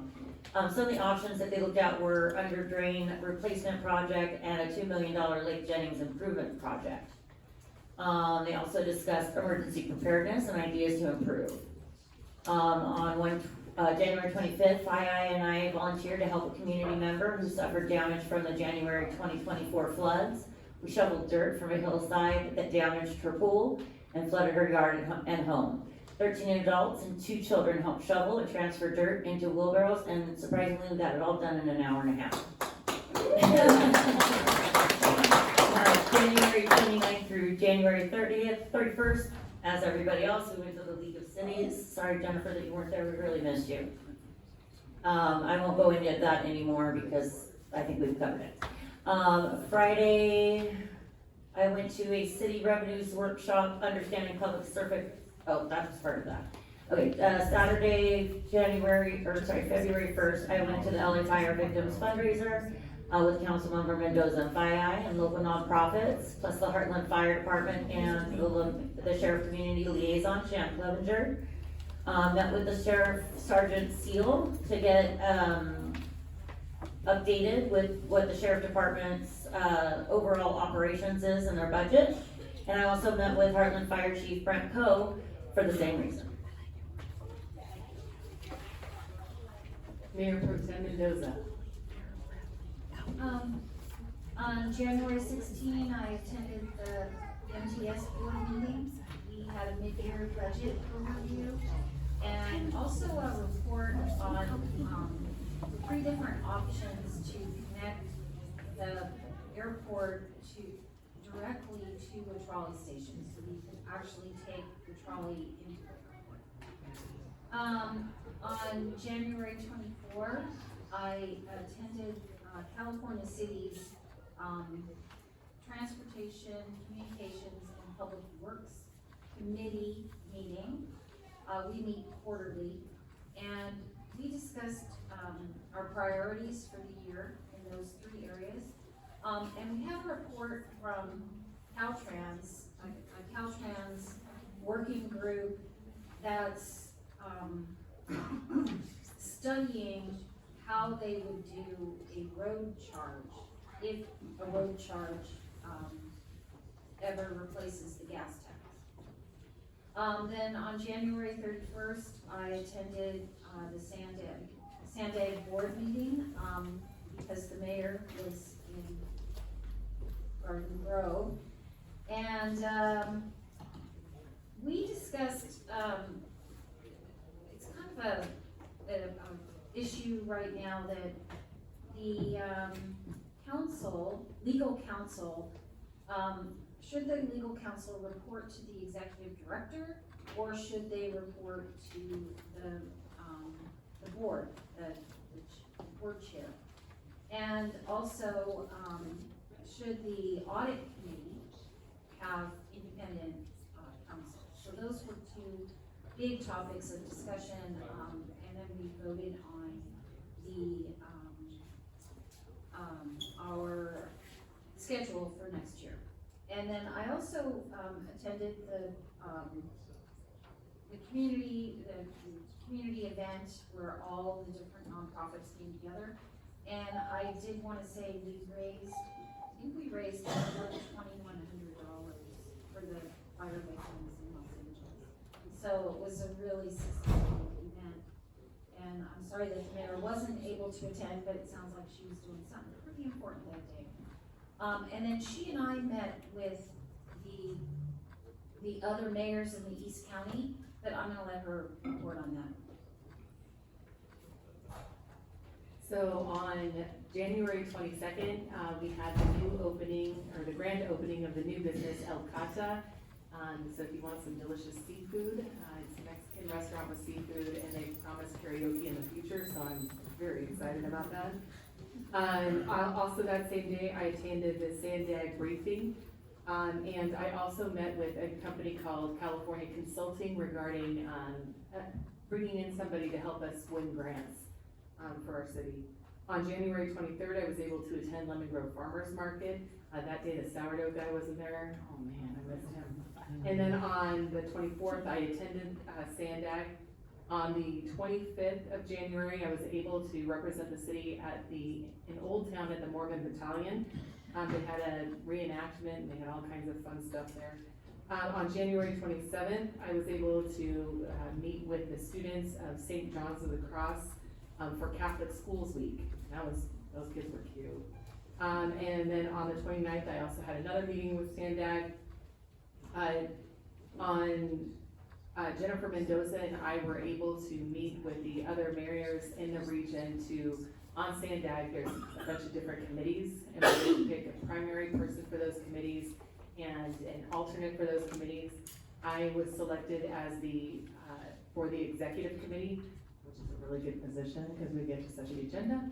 And Jennifer Mendoza is also primary on transportation, which is an extremely important position on Sandag as well. So we look forward to seeing more representation, and Jessica Heredia is also, will be on the regional energy program. If we have that slot this year, she will be the primary on that. So we've gotten some good positions there. We also, on Saturday, the 1st, I was able to attend Women of Color Roar, which is a really amazing presentation with some incredible human beings, full of inspiration and hope for the future. And then after that, I went to the Alliance San Diego, put on a presentation for helping people get ready for emergencies. And they had a lot of good input, but I hope to put together a workshop for the community so that we can all learn how to best practices and getting ready for emergencies. And then I also took away some ideas on how the city can do better on preparing. And then on February 3rd, I went to, I met with community members here who had questions about their parcel. And I also met with representatives from Sun Garden Terrace. And that is my busy week. Oh, and of course, I got to go to Garden Grove for 3 days. And we were able to do that, and we formed a new karaoke caucus at the event. So I'm excited about that. All right, so next I will call on the city manager to give the city manager's report. Thank you, Madam Mayor. So the 2 events that I went to was the new mayors and council members. It's always good for me to go. One, it helps me share what we do in Lemon Grove in relationship to what the council members are hearing and listening to. And it's also just a good time to get to meet new council members throughout the region. On the 23rd of January, I also attended, I'm a member of the Policy Committee for Public Safety, and attended the Policy Committee meeting. They had a long discussion about the implementation of Prop 36 statewide, and that's one reason I'm interested is to see what that implementation is gonna look like, not only for San Diego County, but for Lemon Grove as well. And then on the fun things, starting on Monday is our 75 segment road project, our $3 million plus project that will start. They're going to start with concrete work, making sure that we fix, any sidewalks, gutters, anything that needs to happen before we start the actual concrete work. For those of you interested, our website is up. Please check for frequent, updates and when your street is gonna go, be next on our list for resurfacing and regrinding. We will be doing Broadway, but I'm looking at probably in March is when we will do Broadway, primarily Massachusetts and Broadway, and that will be done at night.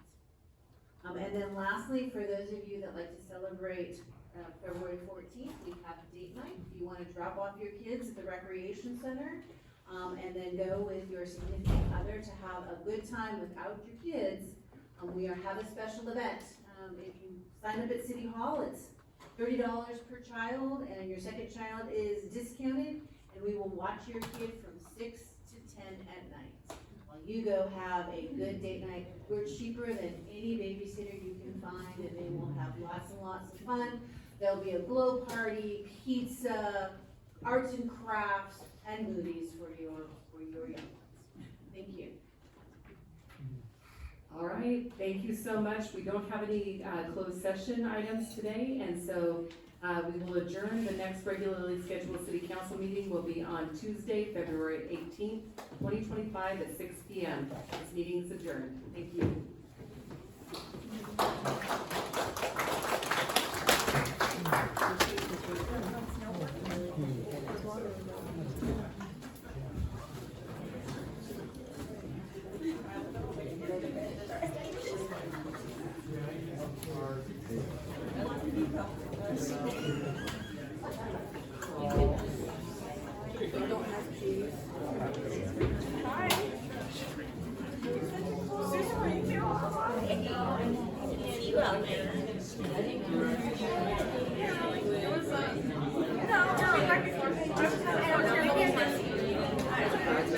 That wasn't too much of an extra.